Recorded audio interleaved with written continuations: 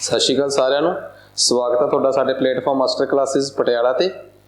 ਸੋ ਅੱਜ ਅਸੀਂ ਇੱਕ ਨਵਾਂ ਸਬਜੈਕਟ ਸਟਾਰਟ ਕਰਨ ਜਾ ਰਹੇ ਹਾਂ। ਉਹ ਆ ਸਾਡਾ ਐਂਸ਼ੀਐਂਟ ਹਿਸਟਰੀ, ਮਤਲਬ ਕਿ ਸਾਡਾ ਪ੍ਰਾਚੀਨ ਭਾਰਤ ਦਾ ਇਤਿਹਾਸ। ਸੋ ਇਹ ਜਿਹੜਾ ਸਬਜੈਕਟ ਆ, ਇਸ ਸਬਜੈਕਟ ਨੂੰ ਅਸੀਂ ਜੋ ਤੁਹਾਡੀ ਸਕਰੀਨ ਤੇ ਸ਼ੋ ਹੋਊਗਾ, ਡਿਸਪਲੇ ਹੋਊਗਾ, ਉਹ ਇੱਕ ਬਾਇਲੈਂਗੁਅਲ ਹੋਊਗਾ। ਉਹ ਮਤਲਬ ਇੰਗਲਿਸ਼ ਤੇ ਪੰਜਾਬੀ ਦੋਵੇਂ ਭਾਸ਼ਾ 'ਚ ਹੋਊਗਾ। ਅਤੇ ਉਸ ਤੋਂ ਬਾਅਦ ਜਿਹੜਾ ਸਾਡਾ ਪੜ੍ਹਾਉਣ ਦਾ ਮੀਡੀਅਮ ਹੋਊਗਾ ਉਹ ਪੰਜਾਬੀ ਹੋਊਗਾ। ਠੀਕ ਆ, ਜਿਵੇਂ ਆਪਾਂ ਇੰਗਲਿਸ਼ ਕਹਿ ਦਈਏ ਕਿ ਪੰਜਾਬੀ ਕਮ ਇੰਗਲਿਸ਼। ਠੀਕ ਆ, ਕਿਹੜੇ ਕੋਰਸਿਸ ਇਹਦੇ 'ਚ ਕਵਰ ਹੋਣ ਜਾ ਰਹੇ ਆ ਸਿੱਧੇ? ਮਾਸਟਰ ਕੈਡਰ ਤੇ ਲੈਕਚਰਾਰ ਜਿਹੜਾ ਹੈ SST ਦਾ। ਠੀਕ ਆ, ਮਾਸਟਰ ਕੈਡਰ SST ਹੋ ਗਿਆ, ਲੈਕਚਰਾਰ ਹਿਸਟਰੀ ਹੋ ਗਿਆ। ਉਸ ਤੋਂ ਬਾਅਦ PPSC ਦਾ ਅਤੇ UPSC ਦੇ ਐਗਜ਼ਾਮਸ ਜਿਹੜੇ ਵੀ ਨੇ, ਠੀਕ ਆ, ਸਾਰੇ ਅਸੀਂ ਇਹਦੇ 'ਚ ਕਵਰ ਕਰਨ ਜਾ ਰਹੇ ਹਾਂ। ਇਹ ਇੰਗਲਿਸ਼ ਅਤੇ ਪੰਜਾਬੀ ਮੀਡੀਅਮ 'ਚ ਹੋਊਗਾ। ਠੀਕ ਆ, ਕਿਸੇ ਵੀ ਤਰੀਕੇ ਦੀ ਕੋਈ ਕੁਐਰੀ ਹੋਵੇ ਤਾਂ ਤੁਸੀਂ ਸਾਡੇ ਨਾਲ ਸੰਪਰਕ ਕਰ ਸਕਦੇ ਹੋ। ਨੰਬਰ ਤੁਹਾਨੂੰ ਅਸੀਂ ਦਿੱਤਾ ਹੋਇਆ। ਸੋ ਅਸੀਂ ਬਿਨਾਂ ਜ਼ਿਆਦਾ ਕਰੇ ਅਸੀਂ ਸਟਾਰਟ ਕਰਦੇ ਹਾਂ।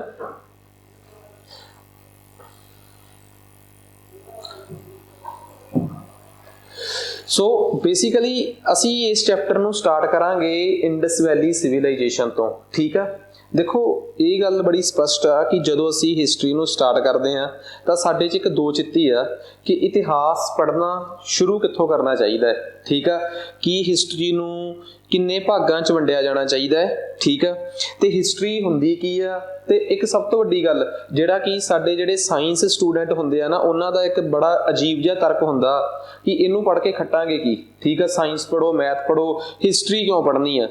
ਸੋ ਸਾਰੇ ਸਵਾਲਾਂ ਦੇ ਜਵਾਬ ਜਿਹੜੇ ਆ ਨਾ, ਉਹ ਸਾਨੂੰ ਆਪਣੇ ਨੇੜੇ ਤੇੜੇ ਉਹੀ ਮਿਲ ਜਾਣੇ ਚਾਹੀਦੇ ਆ ਅਤੇ ਮਿਲ ਵੀ ਜਾਂਦੇ ਆ। ਠੀਕ ਆ, ਕਿਉਂਕਿ ਜੇ ਮੈਂ ਬਹੁਤ ਛੋਟੀਆਂ ਐਗਜ਼ਾਮਪਲਾਂ ਦੇ ਕੇ ਸਮਝਾਵਾਂ ਕਿ ਇਤਿਹਾਸ ਕਿਵੇਂ ਆਪਣੇ ਆਪ ਨੂੰ ਰਿਪੀਟ ਕਰਦਾ ਹੈ ਅਤੇ ਅਸੀਂ ਜੇ ਉਸ ਇਤਿਹਾਸ ਤੋਂ ਕੁਛ ਸਬਕ ਲਈਏ ਤਾਂ ਅਸੀਂ ਬਹੁਤ ਕੁਛ ਸਿੱਖ ਸਕਦੇ ਹਾਂ। ਇੱਕ ਛੋਟਾ ਜਿਹਾ ਕਿੱਸਾ ਸੁਣਾਉਣਾ ਤੁਹਾਨੂੰ ਮੈਂ ਕਿ ਇਤਿਹਾਸ ਕਿਉਂ, ਕਿਉਂਕਿ ਸਭ ਤੋਂ ਪਹਿਲੀ ਗੱਲ ਤਾਂ ਇਹ ਹੈ ਨਾ ਕਿ ਹਿਸਟਰੀ ਕਿਉਂ। 1920 'ਚ ਨਾ ਨੌਨ ਕੋਆਪਰੇਸ਼ਨ ਮੂਵਮੈਂਟ ਸਟਾਰਟ ਹੁੰਦੀ ਆ, ਸਹਿਯੋਗ ਅੰਦੋਲਨ ਮਹਾਤਮਾ ਗਾਂਧੀ ਦਾ। ਮਹਾਤਮਾ ਗਾਂਧੀ ਖੁਦ ਇੱਕ ਹਿੰਦੂ ਲੀਡਰ ਸੀ, ਦੇਸ਼ ਦੇ ਲੀਡਰ ਸੀ, ਹਿੰਦੂ ਲੀਡਰ ਤਾਂ ਨਹੀਂ, ਪੂਰੇ ਦੇ ਦੇਸ਼ ਦੇ ਲੀਡਰ ਸੀ। ਮੁਸਲਿਮਸ ਨੂੰ ਨਾਲ ਲੈ ਕੇ ਚੱਲੇ, ਮੁਸਲਮਾਨਾਂ ਨੂੰ ਨਾਲ ਲੈ ਕੇ ਚੱਲੇ, ਉਹਨਾਂ ਦਾ ਵਿਸ਼ਵਾਸ ਜਿੱਤਿਆ। ਉਹਨਾਂ ਨੂੰ ਕਿਹਾ ਕਿ ਤੁਸੀਂ ਅੰਗਰੇਜ਼ਾਂ ਦੇ ਨਾਲ ਕਿਸੇ ਕਾਰਨ ਗੁੱਸਾ ਹੋ, ਜਾਣੀ ਕਿ ਤੁਸੀਂ ਅੰਗਰੇਜ਼ਾਂ ਦੇ ਖਿਲਾਫ ਇੱਕ ਖਿਲਾਫਤ ਮੂਵਮੈਂਟ ਕਰ ਰਹੇ ਹੋ, ਅਸੀਂ ਇਹ ਸਹਿਯੋਗ ਕਰ ਰਹੇ ਹਾਂ, ਕਿਉਂ ਨਾ ਮਿਲ ਕੇ ਆਪਾਂ ਖਿਲਾਫਤ ਤੇ ਅਸਹਿਯੋਗ ਨੂੰ ਇੱਕ ਕਰ ਲਈਏ। ਮੁਸਲਿਮਸ ਵੀ ਖੁਸ਼ ਤੇ ਸਹੀ ਸਾਰਾ ਕੁਛ। 1922 'ਚ ਜਦੋਂ ਮਹਾਤਮਾ ਗਾਂਧੀ ਇਸ ਮੂਵਮੈਂਟ ਨੂੰ ਬੰਦ ਕਰਦੇ ਆ ਨਾ, ਤਾਂ ਮਹਾਤਮਾ ਗਾਂਧੀ ਅਚਾਨਕ ਮੁਸਲਮਾਨਾਂ ਨੂੰ ਪੁੱਛੇ ਬਿਨਾਂ ਇਸ ਮੂਵਮੈਂਟ ਨੂੰ ਬੰਦ ਕਰ ਦਿੰਦੇ ਆ। ਜਿੰਨੀ ਤਗੜੇ ਤਰੀਕੇ ਨਾਲ, ਜਿੰਨੀ ਚੜ੍ਹਾਈ ਨਾਲ ਇਹ ਮੂਵਮੈਂਟ ਸ਼ੁਰੂ ਹੋਈ ਸੀ, ਉਸ ਤੋਂ ਵੱਧ ਖਤਰਨਾਕ ਤਰੀਕੇ ਨਾਲ ਇਹ ਮੂਵਮੈਂਟ ਬੰਦ ਹੋਈ ਅਤੇ ਇਹ ਮੂਵਮੈਂਟ ਐਂਡ 'ਚ ਹਿੰਦੂ ਮੁਸਲਿਮ ਦੇ ਦੰਗਿਆਂ 'ਚ ਬਦਲ ਗਈ। ਇਹਨੂੰ ਬੰਦ ਹੀ ਕਰ ਦਿਓ। ਠੀਕ ਆ, ਇਹ ਮੂਵਮੈਂਟ ਬਾਅਦ 'ਚ ਹਿੰਦੂ ਮੁਸਲਿਮਸ ਦੇ ਦੰਗਿਆਂ 'ਚ ਬਦਲ ਗਈ। ਤਾਂ ਅਸਲ 'ਚ ਕੀ ਸੀਗਾ, ਸਿੱਖਣ ਨੂੰ ਇਹ ਮਿਲਿਆ ਕਿ ਜਦੋਂ ਤੁਸੀਂ ਦੋ ਸਮੁਦਾਇਆਂ ਨੂੰ ਜਾਂ ਕਿਸੇ ਨੂੰ ਨਾਲ ਲੈ ਕੇ ਚੱਲੇ ਹੋ ਕਿਸੇ ਚੀਜ਼ ਨੂੰ ਸਟਾਰਟ ਕਰਨ ਵਾਸਤੇ, ਅਤੇ ਤੁਸੀਂ ਉਸ ਚੀਜ਼ ਨੂੰ ਖਤਮ ਕੀਤਾ ਉਹਨੂੰ ਪੁੱਛੇ ਬਿਨਾਂ, ਤਾਂ ਉਹ ਚੀਜ਼ ਬਹੁਤ ਖਤਰਨਾਕ ਹੋ ਜਾਂਦੀ ਹੈ। ਇਹ ਗੱਲ 1922 ਦੇ ਦੌਰ ਦੀ ਆ, 1922-23 ਦੇ ਦੌਰ ਦੀ।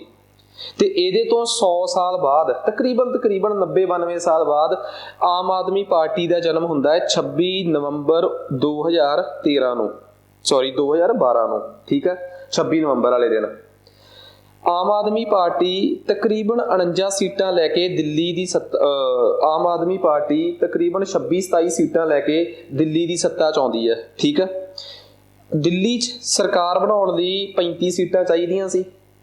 8 ਸੀਟਾਂ ਕਾਂਗਰਸ ਨੂੰ ਸਪੋਰਟ ਕੀਤੀ ਅਤੇ ਆਮ ਆਦਮੀ ਪਾਰਟੀ ਦੇ ਕੇਜਰੀਵਾਲ ਨੇ ਸਰਕਾਰ ਬਣਾਉਣ ਤੋਂ ਇਸ ਕਰਕੇ ਨਾ ਕਰਤੀ ਕਿ ਮੈਂ ਲੋਕਾਂ ਤੋਂ ਪੁੱਛੇ ਬਿਨਾਂ ਸਰਕਾਰ ਨਹੀਂ ਬਣਾਉਣੀ, ਕਿ ਕੀ ਮੈਨੂੰ ਕਾਂਗਰਸ ਦਾ ਸਮਰਥਨ ਚਾਹੀਦਾ। ਲੋਕਾਂ ਤੋਂ ਦੁਬਾਰਾ ਪੁੱਛਿਆ ਗਿਆ, ਰੈਫਰੈਂਡਮ ਟਾਈਪ ਕਰਵਾਇਆ ਗਿਆ। ਰੈਫਰੈਂਡਮ ਸ਼ਬਦ ਤੁਸੀਂ ਸੁਣਦੇ ਹੋ, ਪੰਜਾਬੀ ਹੋ, ਸਿੱਖ ਹੋ। ਠੀਕ ਆ, ਸਾਡੇ ਸਿੱਖ ਧਰਮ ਨਾਲ ਸੰਬੰਧਿਤ ਵੀ ਕੋਈ ਬਾਹਰੋਂ ਰੈਫਰੈਂਡਮ ਦੀ ਗੱਲ ਕਰਦਾ ਹੈ, ਜਦ ਕਿ ਉਹਨਾਂ ਨੂੰ ਇਹ ਵੀ ਨਹੀਂ ਪਤਾ ਕਿ ਰੈਫਰੈਂਡਮ ਤੇ ਪਲੈਬੀਸਾਈਡ 'ਚ ਫਰਕ ਕੀ ਆ। ਖੈਰ, ਕੇਜਰੀਵਾਲ ਦੇ ਮੁੱਦੇ 'ਤੇ ਵਾਪਸ ਆਉਣੇ ਆ। ਰੈਫਰੈਂਡਮ ਜਿਹੜਾ ਸੀਗਾ ਉਹ ਕਰਾਇਆ ਗਿਆ। ਕੇਜਰੀਵਾਲ ਸਾਹਿਬ ਕਹਿੰਦੇ ਆ ਕਿ ਅਸੀਂ ਰੈਫਰੈਂਡਮ ਕਰਾਇਆ, ਅਸੀਂ ਲੋਕਾਂ ਨੂੰ ਪੁੱਛਿਆ।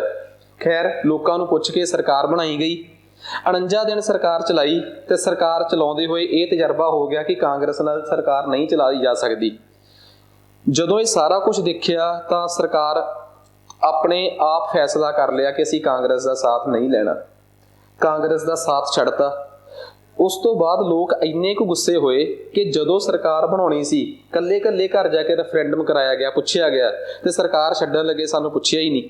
ਲੋਕ ਇੰਨੇ ਗੁੱਸੇ ਹੋਏ ਕਿ ਉਸ ਤੋਂ ਬਾਅਦ 4 ਮਹੀਨੇ ਬਾਅਦ ਹੋਈਆਂ ਲੋਕ ਸਭਾ ਦੀਆਂ ਚੋਣਾਂ 'ਚ ਦਿੱਲੀ ਦੀਆਂ 7 ਲੋਕ ਸਭਾ ਸੀਟਾਂ ਉਹ ਆਮ ਆਦਮੀ ਪਾਰਟੀ ਹਾਰ ਗਈ, ਜਿਹਨੂੰ ਉਸ ਤੋਂ 4-5 ਮਹੀਨੇ ਪਹਿਲਾਂ ਹੋਈਆਂ ਵਿਧਾਨ ਸਭਾ ਦੀਆਂ ਵੋਟਾਂ 'ਚ ਦਿੱਲੀ ਦੇ ਲੋਕਾਂ ਨੇ ਪਹਿਲੀ ਵਾਰ 70 ਚੋਂ 28 ਸੀਟਾਂ ਦਿੱਤੀਆਂ ਸੀ।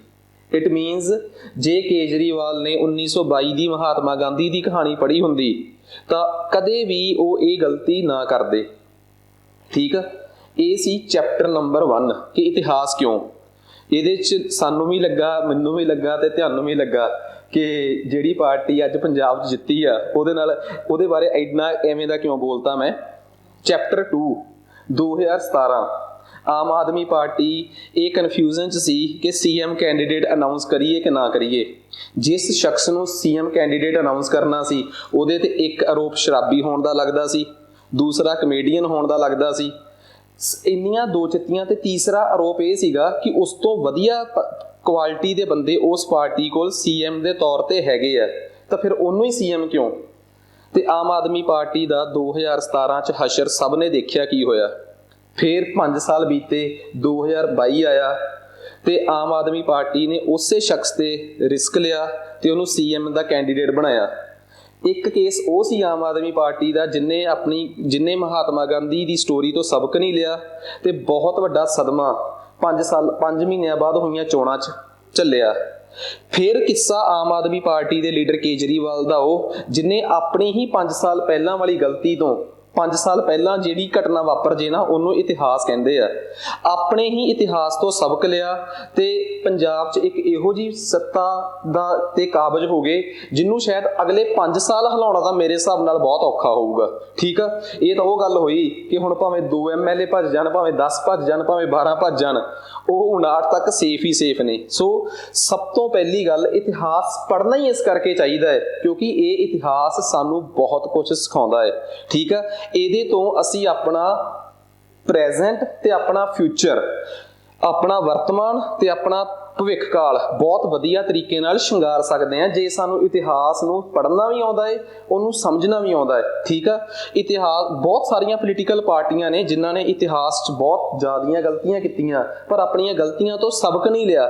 ਠੀਕ ਆ, ਹੁਣ ਉਹਨਾਂ ਪਾਰਟੀਆਂ ਦੇ ਨਾਮ ਲੈ ਕੇ ਮੈਂ ਉਹਨਾਂ ਦਾ ਦਿਲ ਨਹੀਂ ਦਿਖਾਉਣਾ ਚਾਹੁੰਦਾ। ਠੀਕ ਆ, ਉਹ ਸਾਰੀਆਂ ਪਾਰਟੀਆਂ ਮਤਲਬ ਕਿ ਇਸ ਵਾਰ ਉਹਨਾਂ ਨੇ ਆਪਣਾ ਨੁਕਸਾਨ ਝੱਲਿਆ ਹੈ। ਹਾਂ, ਇਸ ਗਲਤੀ ਤੋਂ ਸਿੱਖ ਲੈਣਗੀਆਂ ਤੇ ਸ਼ਾਇਦ ਜਦੋਂ 2022-2027 'ਚ ਜਾ ਕੇ ਇਤਿਹਾਸ ਬਣੂਗਾ ਨਾ ਤਾਂ ਉਹਨਾਂ ਨੂੰ ਉਸ ਚੀਜ਼ ਦਾ ਫਾਇਦਾ ਮਿਲੂਗਾ।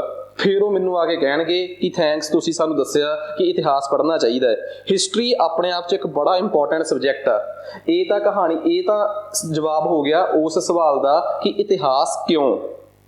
ਹੁਣ ਗੱਲ ਕਰਦੇ ਹਾਂ ਅਗਲੇ ਸਵਾਲ ਤੇ ਕਿ ਜੇ ਇਤਿਹਾਸ ਪੜ੍ਹਨਾ ਹੀ ਆ ਤੇ ਭਾਰਤ ਦਾ ਵੀ ਇਤਿਹਾਸ ਹੀ ਪੜ੍ਹਨਾ ਜੀ ਆਪਾਂ, ਤਾਂ ਫਿਰ ਭਾਰਤ ਦਾ ਇਤਿਹਾਸ ਕਿੰਨੇ ਭਾਗਾਂ 'ਚ ਵੰਡਿਆ ਹੋਇਆ ਹੈ। ਤੇ ਫਿਰ ਮੈਨੂੰ ਇੱਕ ਛੋਟਾ ਜਿਹਾ ਜਵਾਬ ਮਿਲੂਗਾ ਜੀ, ਭਾਰਤ ਦਾ ਇਤਿਹਾਸ 3 ਭਾਗਾਂ ਵਿੱਚ ਵੰਡਿਆ ਗਿਆ ਹੈ, ਪ੍ਰਾਚੀਨ ਭਾਰਤ, ਮੱਧਕਾਲੀਨ ਭਾਰਤ ਅਤੇ ਆਧੁਨਿਕ ਭਾਰਤ। ਠੀਕ ਆ, ਇੱਕ ਆਜ਼ਾਦੀ ਤੋਂ ਬਾਅਦ ਦਾ ਭਾਰਤ, ਚੌਥਾ ਪਾਰਟ ਵੀ ਕਹਿ ਦਿੰਦੇ ਆ। ਠੀਕ ਆ, ancient history, medieval history, modern history and post India history, post independence history. ਚਲੋ ਜੀ, ਇਹ ਵੀ ਕਹਾਣੀ ਖਤਮ ਕਿ 4 ਹਿੱਸਿਆਂ 'ਚ ਸਾਡਾ ਇਤਿਹਾਸ ਵੰਡਿਆ ਹੋਇਆ ਜੀ, ਇਹ ਵੀ ਗੱਲ ਕਲੀਅਰ ਹੋ ਗਈ। ਪਰ ਕਦੀ ਸੋਚਿਆ ਕਿ ਇਸ ਇਤਿਹਾਸ ਨੂੰ ਇਹਨਾਂ 4 ਭਾਗਾਂ 'ਚ ਕਿੰਨੇ ਵੰਡਿਆ? ਪਹਿਲਾ ਸਵਾਲ, ਅਸੀਂ ਹਿੰਦੂ, ਸਿੱਖ, ਮੁਸਲਿਮ ਆਪਸ 'ਚ ਇੱਕ ਦੂਜੇ ਨਾਲ ਇੰਡੀਆ 'ਚ ਲੜਦੇ ਹਾਂ। ਤੁਹਾਨੂੰ ਪਤਾ, ਅਸੀਂ ਅਕਸਰ, ਤੁਸੀਂ ਨਾ ਜਿਹੜੇ ਲੋਕ ਸਿੱਖ ਧਰਮ ਨਾਲ ਸੰਬੰਧਿਤ ਆ ਉਹਨਾਂ ਨੂੰ ਕਦੀ ਆਪਸ 'ਚ ਲੜਦੇ ਦੇਖਿਆ ਹੋਣਾ ਕਿ ਪੰਥ ਪ੍ਰਕਾਸ਼ ਨਾਮ ਦੇ ਗ੍ਰੰਥ ਦੇ ਬਹਿਸ ਹੋ ਰਹੀ ਆ, 10ਵੇਂ ਗ੍ਰੰਥ ਦੇ ਬਹਿਸ ਹੋ ਰਹੀ ਆ। ਤੁਹਾਨੂੰ ਲੱਗਦਾ ਕਿ ਸਾਡੇ ਧਰਮ ਦੇ ਹੀ ਲੋਕਾਂ ਨੇ ਕੁਝ ਐਵੇਂ ਦੀ ਗੜਬੜ ਕੀਤੀ ਹੋਊਗੀ ਜਿਹਦੇ ਕਰਕੇ ਸਾਡੇ ਹੀ ਲੋਕ ਆਪਸ 'ਚ ਇੱਕ ਦੂਜੇ ਦਾ ਸਿਰ ਪਾੜ ਰਹੇ ਆ? ਹੋ ਸਕਦਾ ਐਵੇਂ? ਕਦੀ ਇਹ ਹੋ ਸਕਦਾ ਕਿ ਹਿੰਦੂ ਧਰਮ ਦੇ ਲੋਕਾਂ ਨੇ ਹੀ ਕੋਈ ਐਵੇਂ ਦੀ ਸਾਜ਼ਿਸ਼ ਰਚੀ ਹੋਊਗੀ ਕਿ ਹਿੰਦੂ ਧਰਮ ਦੇ ਲੋਕ ਕਦੀ ਮਨੂ ਸਮ੍ਰਿਤੀ ਨੂੰ ਲੈ ਕੇ ਲੜ ਰਹੇ ਆ, ਕਦੀ ਕਿਸੇ ਹੋਰ ਸਮ੍ਰਿਤੀ ਨੂੰ ਲੈ ਕੇ ਲੜ ਰਹੇ ਆ, ਕਦੀ ਕਿਸੇ ਗ੍ਰੰਥ ਨੂੰ ਲੈ ਕੇ ਲੜ ਰਹੇ ਆ? Is it possible? ਕੀ ਸੰਭਵ ਹੈ? ਨਹੀਂ।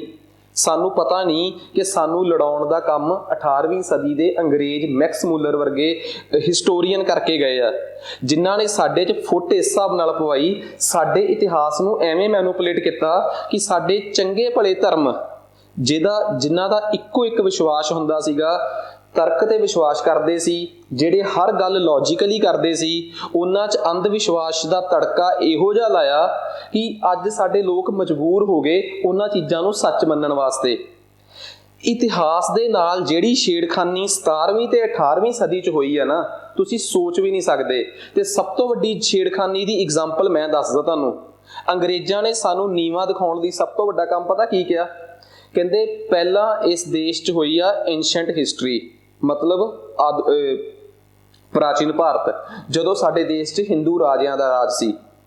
ਫਿਰ ਕਹਿੰਦੇ ਇਸ ਦੇਸ਼ 'ਚ ਆਏ ਮੁਸਲਮਾਨ ਬਾਹਰੋਂ, ਮੁਸਲਮਾਨਾਂ ਨੂੰ ਬਾਹਰੀ ਦਿਖਾਉਣ ਵਾਸਤੇ ਉਹਨਾਂ ਦੇ ਸਮੇਂ ਦੀ ਵੰਡ ਨੂੰ ਕਹਿ ਦਿੱਤਾ ਗਿਆ ਮੱਧਕਾਲੀਨ ਭਾਰਤ। ਤੇ ਕਿੱਡੇ ਚਲਾਕ ਅੰਗਰੇਜ਼। ਫਿਰ ਆਏ ਕਹਿੰਦੇ ਅਸੀਂ, ਤੇ ਜਦੋਂ ਅਸੀਂ ਆਏ ਤੁਹਾਡੇ ਦੇਸ਼ 'ਚ ਫਿਰ ਆ ਗਿਆ ਕਹਿੰਦੇ ਆਧੁਨਿਕ ਭਾਰਤ। ਸਾਡੇ ਆਉਣ ਨਾਲ ਤੁਹਾਡਾ ਭਾਰਤ ਆਧੁਨਿਕ ਹੋਇਆ ਹੈ, ਮਾਡਰਨ ਹੋਇਆ ਹੈ। ਇਹ ਅੰਗਰੇਜ਼ਾਂ ਦੀ ਭਾਰਤ ਦੇ ਇਤਿਹਾਸ ਦੀ ਕਲਾਸੀਫਿਕੇਸ਼ਨ ਆ।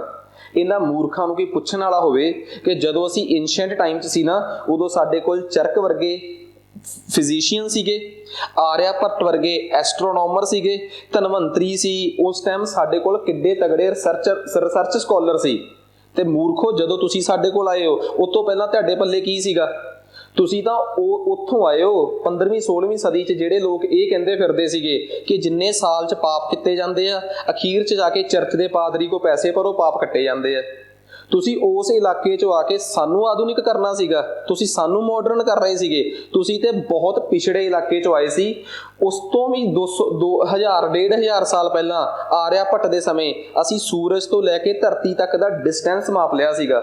ਤੇ ਸਾਡੇ ਆਰਿਆ ਭੱਟ ਦੇ ਸੂਰਜ ਤੋਂ ਲੈ ਕੇ ਧਰਤੀ ਤੱਕ ਡਿਸਟੈਂਸ ਮਾਪਣ ਤੋਂ ਤਕਰੀਬਨ 1200 ਸਾਲ ਬਾਅਦ ਤੁਹਾਡੇ ਕੋਪਰਨੀਕਸ ਨੇ ਦੱਸਿਆ ਸੀਗਾ ਕਿ ਧਰਤੀ ਸੂਰਜ ਦੁਆਲੇ ਘੁੰਮਦੀ ਹੈ, ਨਾ ਕਿ ਸੂਰਜ ਧਰਤੀ ਦੁਆਲੇ। 1500 ਸਾਲ ਬਾਅਦ।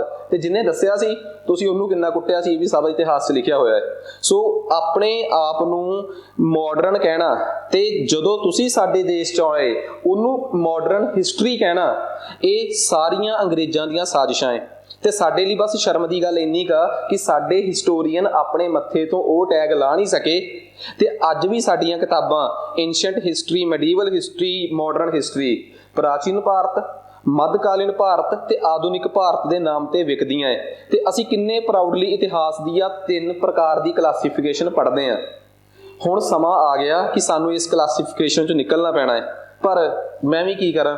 ਮੈਂ ਪੜ੍ਹਾਉਣਾ ਹੈ, ਮੈਨੂੰ ਪੜ੍ਹਾਉਣ ਦੇ ਪੈਸੇ ਮਿਲਣੇ ਆ, ਤੁਸੀਂ ਪੜ੍ਹਨਾ ਹੈ, ਤੁਹਾਨੂੰ ਇਹੀ ਪੜ੍ਹ ਕੇ ਨੌਕਰੀ ਮਿਲਣੀ ਆ। ਨਾ ਮੈਂ ਕੁਛ ਕਰ ਸਕਦਾ, ਨਾ ਤੁਸੀਂ ਕੁਛ ਕਰ ਸਕਦੇ ਹੋ।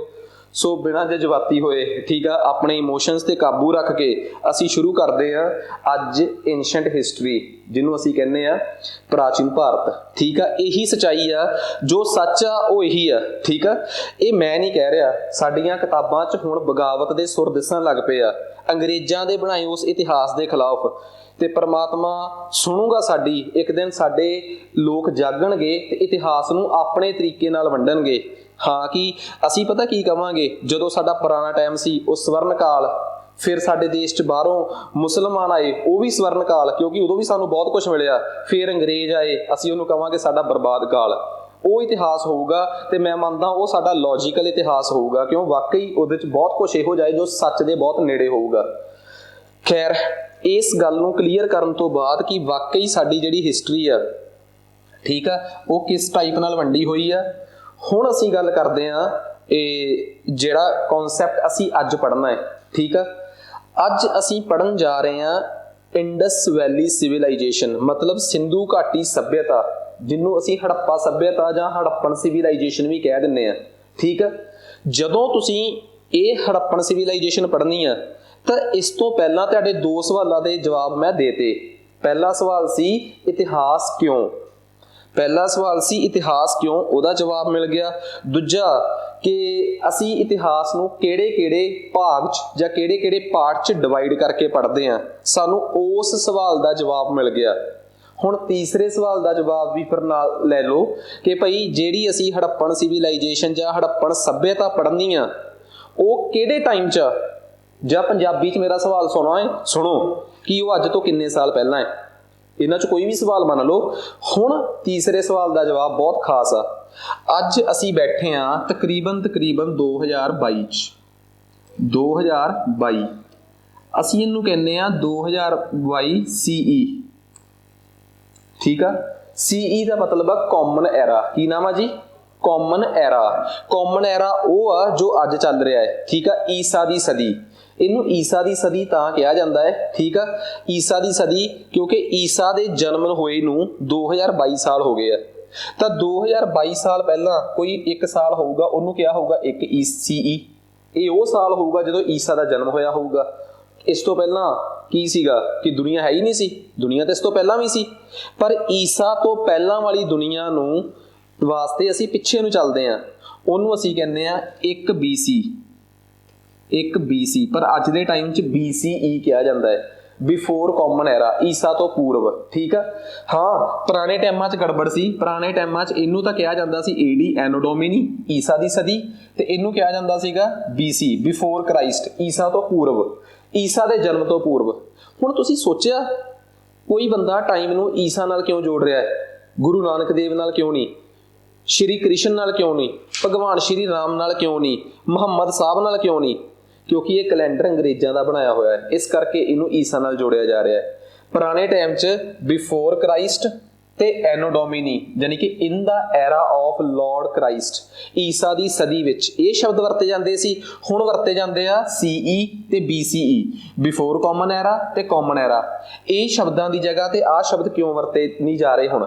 ਕਿਉਂਕਿ ਇਹ ਸ਼ਬਦ ਕਿਉਂ ਵਰਤੇ ਜਾ ਰਹੇ ਸੀ ਪਹਿਲਾਂ, ਇਹ ਹੁਣ ਕਿਉਂ ਨਹੀਂ ਵਰਤੇ ਜਾ ਰਹੇ? ਕਿਉਂਕਿ ਇਹਨਾਂ ਸ਼ਬਦਾਂ ਦਾ ਸੰਬੰਧ ਕਿਸੇ ਧਰਮ ਨਾਲ ਆ, ਤੇ ਮੈਂ ਜਿਹੜਾ ਉਸ ਧਰਮ ਨਾਲ ਸੰਬੰਧ ਨਹੀਂ ਰੱਖਦਾ, ਮੈਂ ਉਸ ਧਰਮ ਨਾਲ ਸੰਬੰਧਿਤ ਸ਼ਬਦ ਆਪਣੇ ਇਤਿਹਾਸ 'ਚ ਕਿਉਂ ਪੜ੍ਹਾਂ?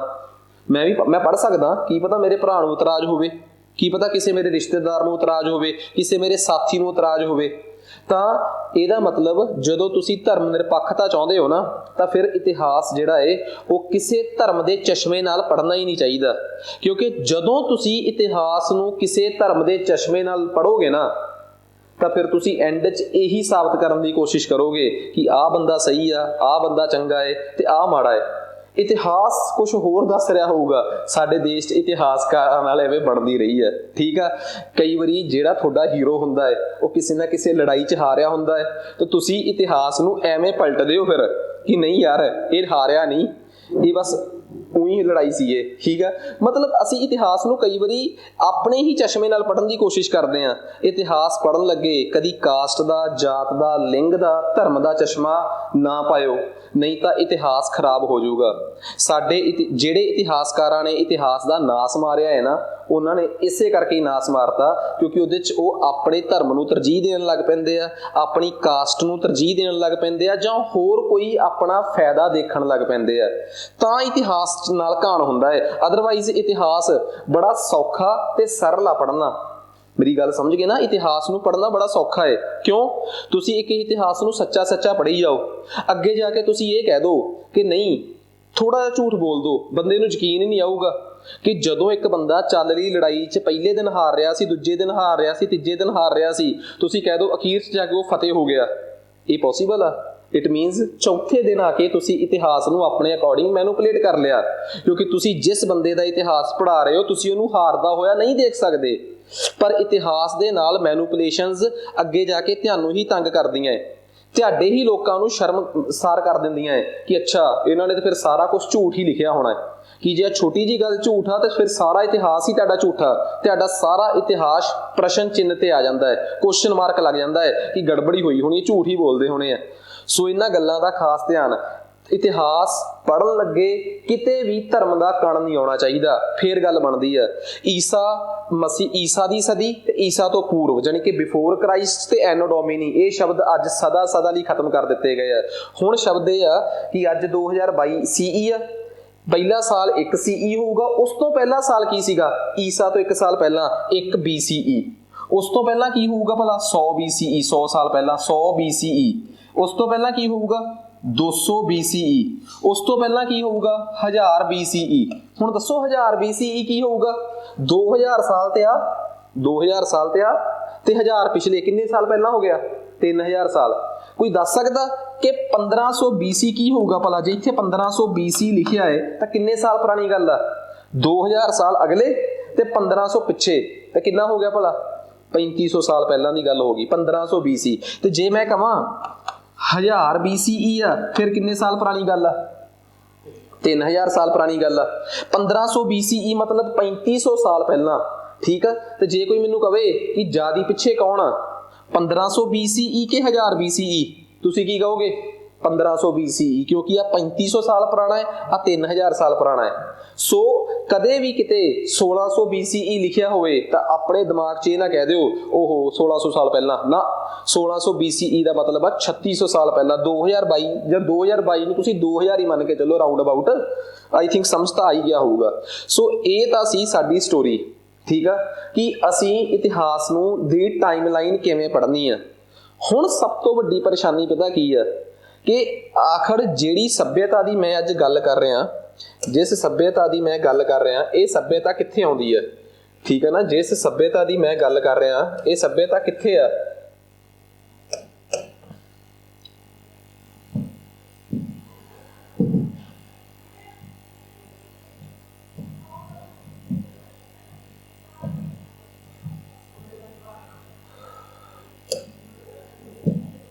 ਠੀਕ ਹੈ ਜੀ, ਜਿਸ ਸੱਭਿਅਤਾ ਦੀ ਮੈਂ ਗੱਲ ਕਰ ਰਿਹਾ ਇਹ ਸੱਭਿਅਤਾ ਹੈ ਕਦੋਂ ਦੀ ਆ? ਇਹ ਕਿੰਨੇ ਕੁ ਸਾਲ ਪੁਰਾਣੀ ਹੈ? ਇਹ ਬੜਾ ਵੱਡਾ ਕੁਐਸਚਨ ਹੈ ਤੁਹਾਡੇ ਦਿਮਾਗ 'ਚ, ਯਾਦ ਰੱਖਿਓ। ਹਜੇ ਵੀ ਕਲੀਅਰ ਨਹੀਂ ਹੋਇਆ ਤੁਹਾਡੇ ਦਿਮਾਗ 'ਚੋਂ, ਤੇ ਇਹੀ ਆਪਾਂ ਹੁਣ ਕਲੀਅਰ ਕਰਨਾ। ਇਸੇ ਸਭ ਪੁਆਇੰਟ ਨੂੰ ਆਪਾਂ ਕਲੀਅਰ ਕਰਕੇ ਚੱਲਣਾ ਹੈ। ਬਹੁਤ ਧਿਆਨ ਨਾਲ ਸਮਝਣ ਦੀ ਕੋਸ਼ਿਸ਼ ਕਰਿਓ। ਅਸੀਂ ਕਹਿੰਦੇ ਆ ਕਿ ਸਾਡਾ ਇਤਿਹਾਸ ਪ੍ਰਾਚੀਨ ਭਾਰਤ ਯਾਨੀ ਕਿ ਐਂਸ਼ੀਐਂਟ ਹਿਸਟਰੀ, ਮੈਡੀਵਲ ਯਾਨੀ ਕਿ ਮੱਧਕਾਲੀਨ ਭਾਰਤ ਮੈਡੀਵਲ ਹਿਸਟਰੀ, ਤੇ ਮਾਡਰਨ ਹਿਸਟਰੀ ਮਤਲਬ ਆਧੁਨਿਕ ਭਾਰਤ, ਤਿੰਨ ਹਿੱਸਿਆਂ 'ਚ ਵੰਡਿਆ ਹੋਇਆ, ਠੀਕ ਆ। ਮੋਟੇ ਤੌਰ ਤੇ ਐਂਸ਼ੀਐਂਟ ਹਿਸਟਰੀ ਕਿਹਨੂੰ ਕਿਹਾ ਜਾਂਦਾ ਹੈ? ਪ੍ਰਾਚੀਨ ਭਾਰਤ ਕਿਹਨੂੰ ਕਿਹਾ ਜਾਂਦਾ ਹੈ? ਕਹਿੰਦੇ ਜਦੋਂ ਕਦੇ ਸਾਡੇ ਦੇਸ਼ 'ਚ ਸਿੰਧੂ ਘਾਟੀ ਸੱਭਿਅਤਾ, ਇੰਡਸ ਵੈਲੀ ਸਿਵਲਾਈਜੇਸ਼ਨ ਦੇ ਸਬੂਤ ਮਿਲੇ ਆ, ਉਦੋਂ ਤੋਂ ਲੈ ਕੇ ਤਕਰੀਬਨ ਹਰਸ਼ਵਰਧਨ ਤੱਕ ਨੂੰ ਅਸੀਂ ਐਂਸ਼ੀਐਂਟ ਹਿਸਟਰੀ ਕਹਿੰਦੇ ਆ। ਕਿਹੜੀ ਕਹਿੰਦੇ ਆ? ਪ੍ਰਾਚੀਨ ਭਾਰਤ।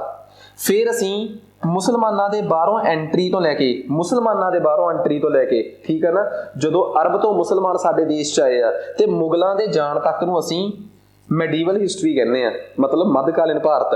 ਅੰਗਰੇਜ਼ਾਂ ਦੀ ਹਿਸਟਰੀ ਤੇ ਸਾਡੀ ਨੈਸ਼ਨਲ ਮੂਵਮੈਂਟ, ਸਾਡੀ ਜਿਹੜੀ ਰਾਸ਼ਟਰੀ ਸੰਘਰਸ਼ ਅਸੀਂ ਕੀਤਾ ਸੀ ਅੰਗਰੇਜ਼ਾਂ ਦੇ ਨਾਲ, ਠੀਕ ਹੈ ਨਾ, ਤੇ ਰਾਸ਼ਟਰ ਅੰਦੋਲਨ ਚਲਾਇਆ ਸੀ, ਉਹਨੂੰ ਅਸੀਂ ਮਾਡਰਨ ਹਿਸਟਰੀ ਕਹਿੰਦੇ ਆ। ਹੁਣ ਆਪਾਂ ਨਿਸ਼ਾਨਾ ਲਾਉਣਾ ਹੈ ਇਹਦੇ ਤੇ, ਐਂਸ਼ੀਐਂਟ ਹਿਸਟਰੀ ਤੇ। ਹੁਣ ਆਪਾਂ ਇਸ ਐਂਸ਼ੀਐਂਟ ਹਿਸਟਰੀ ਦਾ ਇੱਕ ਪੱਖ ਹੋਰ ਵੀ ਦੇਖ ਲਈਏ। ਫਿਰ ਇਸ ਐਂਸ਼ੀਐਂਟ ਹਿਸਟਰੀ ਵਿੱਚ ਅਸੀਂ ਇਹ ਵੀ ਦੇਖ ਲਈਏ ਕਿ ਇਹਦੀ ਐਗਜ਼ੈਕਟ ਟਾਈਮਲਾਈਨ ਕਦੋਂ ਆ। ਤਕਰੀਬਨ ਤੁਸੀਂ ਮੰਨ ਕੇ ਚੱਲੋ ਕਿ 2200 BC ਤੋਂ ਸਬੂਤ ਥੋੜੇ ਮਿਲਣੇ ਸ਼ੁਰੂ ਹੋ ਜਾਂਦੇ ਆ। BC ਨਹੀਂ ਕਹਿਣਾ, ਹੁਣ BCE ਕਹਿਣਾ ਹੈ, ਬਿਫੋਰ ਕਾਮਨ ਐਰਾ, ਆਮ ਸਦੀ ਤੋਂ ਪਹਿਲਾਂ, ਤੇ ਕਾਮਨ ਐਰਾ ਆਮ ਸਦੀ ਜਿਹੜੀ ਅੱਜ ਵਾਲੀ ਸਦੀ ਚੱਲ ਰਹੀ ਹੈ। 2500 BCE ਤੋਂ ਲੈ ਕੇ ਤਕਰੀਬਨ 600 ਜਾਂ 700, 650 ਮੈਂ ਵੈਸੇ ਸਹੀ ਕਹਿਣਾ, 600 CE ਤੱਕ ਜਾਂ 500 ਲਾਓ, ਮੋਟੇ ਤੌਰ ਤੇ ਕੈਲਕੂਲੇਸ਼ਨ ਕਰੀਏ।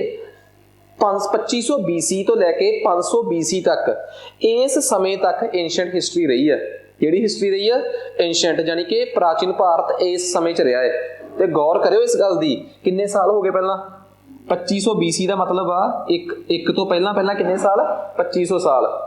ਤੇ 500 CE ਦਾ ਮਤਲਬ ਆ ਅਗਲੇ 500 ਸਾਲ। 500 ਸਾਲ ਆ ਤੇ 2500 ਸਾਲ ਆ। ਕਿੰਨੇ ਸਾਲ ਪੁਰਾਣੀ ਗੱਲ ਹੋ, ਟੋਟਲ ਕਿੰਨੇ ਸਾਲਾਂ ਦੀ ਗੱਲ ਹੋ ਗਈ ਭਲਾ? ਕੁੱਲ ਇਹ ਬਣੇ 3000 ਸਾਲ। ਪ੍ਰਾਚੀਨ ਭਾਰਤ ਦਾ ਇਤਿਹਾਸ ਜਿਹੜਾ ਹੈ ਤਕਰੀਬਨ ਉਹ 3000 ਸਾਲ ਦਾ ਹੈ। ਪ੍ਰਾਚੀਨ ਭਾਰਤ ਦਾ ਇਤਿਹਾਸ 3000 ਸਾਲ ਦਾ ਇਤਿਹਾਸ ਮੰਨਿਆ ਜਾਂਦਾ ਹੈ ਟੋਟਲ, ਠੀਕ ਆ। ਇਹਦੇ 'ਚ ਜੇ ਕੋਈ ਮੈਨੂੰ ਇਹ ਕਵੇ ਕਿ ਇਸ ਪ੍ਰਾਚੀਨ ਭਾਰਤ ਦੇ ਇਤਿਹਾਸ 'ਚ ਇਹ ਦੱਸੋ ਕਿ ਇੰਡਸ ਵੈਲੀ ਸਿਵਲਾਈਜੇਸ਼ਨ ਕਿੱਥੇ ਆ, ਤਾਂ ਤੁਸੀਂ ਕਹੋਗੇ ਇਸ 2500 BCE ਦੇ ਨੇੜੇ ਤੇੜੇ। ਮਤਲਬ ਅੱਜ ਤੋਂ 3500 ਸਾਲ ਪੁਰਾਣੀ ਗੱਲ ਸੁਣਾਉਣੀ ਸ਼ੁਰੂ ਕਰੂੰਗਾ ਅੱਜ ਮੈਂ ਤੁਹਾਨੂੰ। ਤੇ ਅੱਜ ਮੈਂ ਤੁਹਾਨੂੰ ਸਿਰਫ ਇੰਡਸ ਵੈਲੀ ਸਿਵਲਾਈਜੇਸ਼ਨ ਬਾਰੇ ਹੀ ਪੜਾਉਂਗਾ, ਠੀਕ ਆ। ਤੇ ਸਾਡੀ ਕੋਸ਼ਿਸ਼ ਹੋਊਗੀ ਕਿ ਅਸੀਂ ਉਸ ਇੰਡਸ ਵੈਲੀ ਸਿਵਲਾਈਜੇਸ਼ਨ ਨਾਲ ਰਿਲੇਟਡ ਕੁਝ ਵੀ ਨਾ ਛੱਡੀਏ। ਸਿੰਧੂ ਘਾਟੀ ਸੱਭਿਅਤਾ ਨਾਲ ਸੰਬੰਧਿਤ ਕੋਈ ਵੀ ਚੀਜ਼। ਆਉਣ ਵਾਲਾ ਮਾਸਟਰ ਕੈਡਰ ठीक है, लैक्चरार्स के पेपर PPSC ने कह के मॉडर्न हिस्टरी ते पाती एंशेंट ते मडीवल भी, इस करके PPSC के सारे पेपर, PSSB के सारे पेपर, पंजाब पुलिस के सारे पेपर, ये बुक्स जो तुहानूं इत्थे स्लाइड्स दिस रही ने, ठीक है, ये सब कुछ तुहानूं बुक्स के फॉर्मेट च तुहानूं कोर्स दे विच ही अवेलेबल होऊगा, ठीक है। सो तुसीं सब तो पहला इस चीज़ नूं श्योर करो, इस जे तुसीं इस वीडियो नूं यूट्यूब ते देख रहे हो तो इहदी डिस्क्रिप्शन च आ PDF जिहड़ी आ तुहानूं डैमो के तौर पर देखण नूं मिलूगी, तुसीं उहनूं देखो, इनू पढ़ो तो देखो कि वाकई जो तुसीं कंटेंट चाहुंदे हो कि तुहानूं कंटेंट थोड़ी अपनी लैंगुएज च अवेलेबल मिल रहा कि नहीं मिल रहा, तो जे मिल रहा है तो तुसीं फिर साडे नाल साडे दित्ते नंबर्स ते कॉन्टैक्ट कर सकते हो। ज़्यादा समा खराब करन दी बजाए असीं हुण चलदे हां जी इंडस वैली सिविलाइजेशन नूं पढ़न ते, ठीक है जी। तो इंडस वैली सिविलाइजेशन नूं पढ़न वास्ते जे असीं देखीए तो कहंदे आ कि जे असीं इंडिया की गल करिए, आ रहा साडा प्यारा भारत, भारत दे नाल पाकिस्तान, पाकिस्तान दे नाल अगे अरब, ठीक है, अरब का इलाका, इत्थे आ गया अफ्रीका, ठीक है जी। इस अफ्रीका दे इस इलाके च देश है एक इजिप्ट, इत्थे इराक ते इराक देश है, इराक ईरान, ठीक है ना, ठीक है। इत्थे भारत आ, कहंदे आ दुनिया दियां 3 सभ्यतावां इक्को समय च पनपियां ने, दुनिया के 3 वक्रे वक्रे इलाकों च सभ्यतावां इक्को समय ते पनपियां ने, उन्हां 3 सभ्यतावां दा नाम की आ, ठीक है। इत्थों की जिहड़ी इंडिया की जिहड़ी सभ्यता सीगी, ठीक है, एक सभ्यता सी मैसोपोटामिया जिन्हों आपां इराक की सभ्यता भी कह दिंदे आ, ठीक है। दूजी इजिप्ट की सभ्यता, इस इलाके की सभ्यता, ठीक है, जिहड़ी नाइल रिवर दे नाइल दरिया के कंढे ते सी, ये टिग्रिस दरिया के कंढे ते सी, ये सिंधु दरिया के कंढे ते सी। उन्हां समयां च किसी सिविलाइजेशन का, किसी सभ्यता का वसना इस गल ते तय सी कि वो इलाका किस नदी के कंढे ते आ। जिवें नरेंद्र मोदी ने एक दिन बड़ी सोहनी स्टेटमेंट दी सी साडे देश के माणयोग प्रधानमंत्री ने कि एक जमाना वो सी जदों नदियां दे दरियावां कंढियां ते सभ्यता वसदी सी, कहता मैं इंडिया नूं इन्ना डिजिटल कर दूंगा कि फिर वो जमाना आऊगा जो ऑप्टिकल फाइबर के कंढे ते सभ्यता वसिया करूगी, मतलब शहर वसिया करनगे। मीनस उन्हां दा कहण दा मतलब सी कि जमाना किवें बदलदा है, पर एक गल आ, कोई एक ना एक चीज़ रैफरेंस हुंदी आ किसी सभ्यता दे वसन वास्ते। किसी टाइम वो नदियां सी, फिर टैलीफोन दीयां तारां होईयां ते हुण वो ऑप्टिकल फाइबर आ, ठीक है। सो नदियां दे कंढियां ते सभ्यता ये तो हो गई मिस्र इजिप्ट सभ्यता नाइल नदी के कंढे ते, मैसोपोटामिया इराक की टिग्रिस नदी के कंढे ते भारत की हड़प्पन या इंडस वैली सिविलाइजेशन सिंधु जानी कि इंडस नदी के कंढे ते। ये तिन्ने सभ्यतावां अपने आप च समकाली सभ्यतावां रहीआं, ठीक है, तिन्ने कॉन्टैंपरेरी एक दूजे दे कॉन्टैंपरेरी समकाली, आपे समझ लो की हुंदा है, ठीक है। जां अंग्रेजी आउंदी होगी जां पंजाबी, वैसे मैनूं इन्ना पता कि किन्ना क अपने पंजाबियां च टैलेंट, ठीक है। कॉन्टैंपरेरी समझ नहीं आउंदा हुंदा कई वारी, समकाली दा पता नहीं हुंदा, ठीक है। लै दे के फिर हुण तीजी भी भाषा हुंदी नहीं जिहड़ी सानूं समझ आ जे, ठीक है। किसी एक च तां अपने आप नूं आपां नूं महारत हासिल करवाउणी पऊगी। चलो कंटिन्यू करदे आपां अपने मुद्दे ते, वैसे आउंदा ही आपां नूं सारा कुछ। कहंदे ये 3 सभ्यतावां च एक चीज़ हड़प्पन च अड्ड सीगी जिहड़ी इंडस वैली सिविलाइजेशन आ। हुण तुसीं ना एक गल ते कन्फ्यूज होवोगे कि मैं इंडस वैली सभ्यता नूं वार-वार सिंधु घाटी सभ्यता नूं हड़प्पन सभ्यता क्यों कह रहा, कोई ना कोई कारण होऊगा। अगे जांदे जांदे सवालों के जवाब क्लीयर होंदे जाणगे, ते जदों सारे सवालों के जवाब क्लीयर हो गए, एंड च MCQs दी 50 MCQs दी शीट है बाईलैंगुअल, भी पंजाबी इंग्लिश च, उहनूं सॉल्व कर दिओ। घट्टो घट्ट टेंशन दा खत्म होगी कि आ चैप्टर तो साडा पूरा फुल फ्लैज कंप्लीट हो गया, ठीक है जी। नैक्सट हुण देखो, इंडस वैली सिविलाइजेशन हड़प्पन सभ्यता की एक खासियत सी, इक्को एक सभ्यता सी जिस शहरों के लक्षण मिले आ, बाकी दोवें सभ्यतावां पेंडू सभ्यतावां सी, यानी कि रूरल सिविलाइजेशन सी।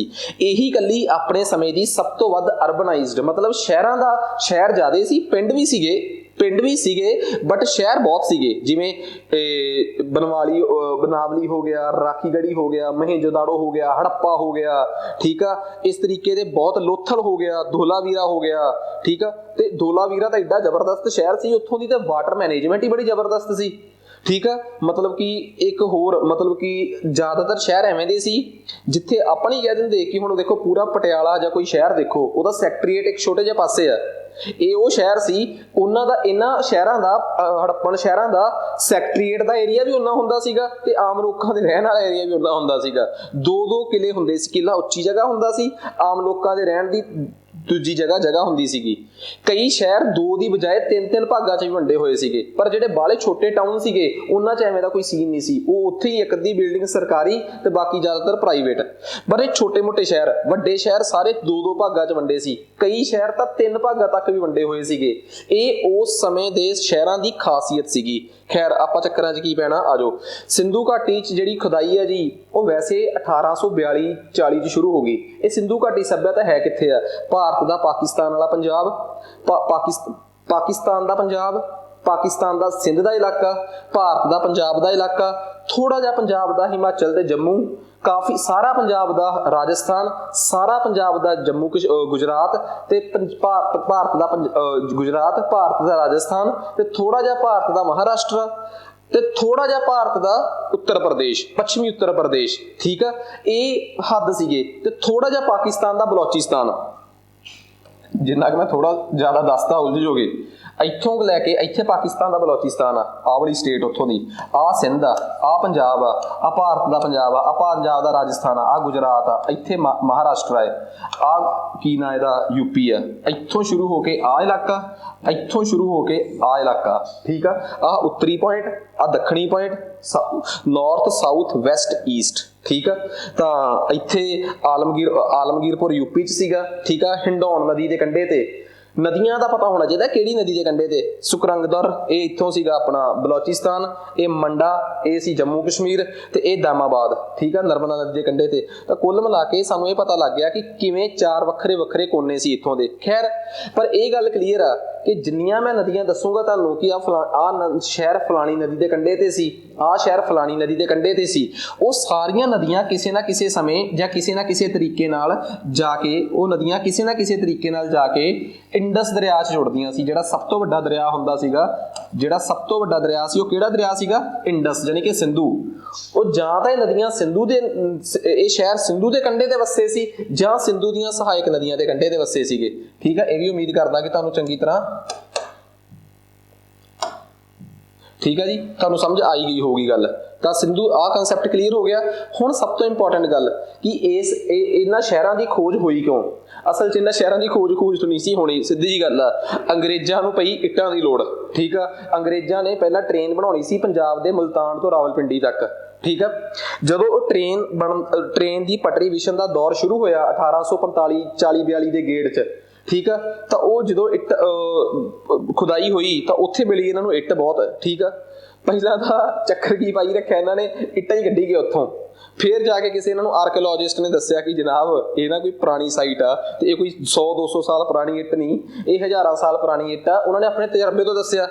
ਫਿਰ ਉਸ ਟਾਈਮ ਜਾ ਕੇ ਅੰਗਰੇਜ਼ਾਂ ਨੂੰ ਥੋੜੀ ਜਿਹੀ ਸਮਝ ਆਈ ਤੇ ਉਹਨਾਂ ਨੇ ਆਪਣਾ ਪੂਰਾ ਤੱਤਵ ਵਿਭਾਗ, ਜਿਹਨੂੰ ਆਰਕੀਓਲੋਜੀਕਲ ਡਿਪਾਰਟਮੈਂਟ ਕਹਿੰਦੇ ਆ, 1861 ਦੇ ਵਿੱਚ ਉਹ ਬਣਾਇਆ। ਤੇ ਡਾਕਟਰ ਅਲੈਗਜ਼ੈਂਡਰ ਕਮਿੰਗਮ ਉਹਦੇ ਪਹਿਲੇ ਡੀਜੀ ਯਾਨੀ ਕਿ ਡਾਇਰੈਕਟਰ ਜਨਰਲ ਬਣੇ। ਫਿਰ ਉਹਨਾਂ ਨੇ ਥੋੜਾ ਜਿਹਾ ਕੰਮ ਸੀਰੀਅਸ ਲਿਆ। ਫਿਰ ਜਾ ਕੇ ਇੱਥੋਂ ਖੁਦਾਈ ਕਰਾਈ। ਬਟ ਖੁਦਾਈ ਕਰਾਈ, ਚੀਜ਼ਾਂ ਮਿਲੀਆਂ, ਪਰ ਇਹ ਨਹੀਂ ਤੈਅ ਹੋਇਆ ਕਿ ਇਹ ਕੋਈ ਬਹੁਤ ਵੱਡੀ ਸੱਭਿਅਤਾ ਹੈ। ਲੱਗਿਆ ਕਿ ਪੁਰਾਣਾ ਸਮਾਨ ਦੱਬ ਕੇ ਕੋਈ ਲੰਘਿਆ ਹੋਊਗਾ। ਸਮਾਂ ਬੀਤਦਾ ਗਿਆ। ਫਿਰ 1921 'ਚ ਜਾ ਕੇ ਜਦੋਂ ਹੜੱਪਾ ਸ਼ਹਿਰ ਮਿਲਿਆ, ਠੀਕ ਆ, ਪੂਰੇ ਦਾ ਪੂਰਾ ਸ਼ਹਿਰ ਮਿਲਿਆ ਜਦੋਂ ਪੰਜਾਬ 'ਚ, ਠੀਕ ਆ, ਪਾਕਿਸਤਾਨ ਵਾਲੇ ਪੰਜਾਬ 'ਚ, ਫਿਰ ਜਾ ਕੇ ਅਹਿਸਾਸ ਹੋਇਆ ਕਿ ਦਇਆ ਰਾਮ ਸਾਨੀ ਨੂੰ ਜੋ ਮਿਲਿਆ 1921 'ਚ ਰਾਵੀ ਨਦੀ ਦੇ ਕੰਢੇ ਤੇ, ਉਹ ਕੋਈ ਹੋਰ ਚੀਜ਼ ਨਹੀਂ, ਉਹ ਇੱਕ ਬਹੁਤ ਵੱਡੀ ਸੱਭਿਅਤਾ ਦਾ ਇੱਕ ਸ਼ਹਿਰ ਆ।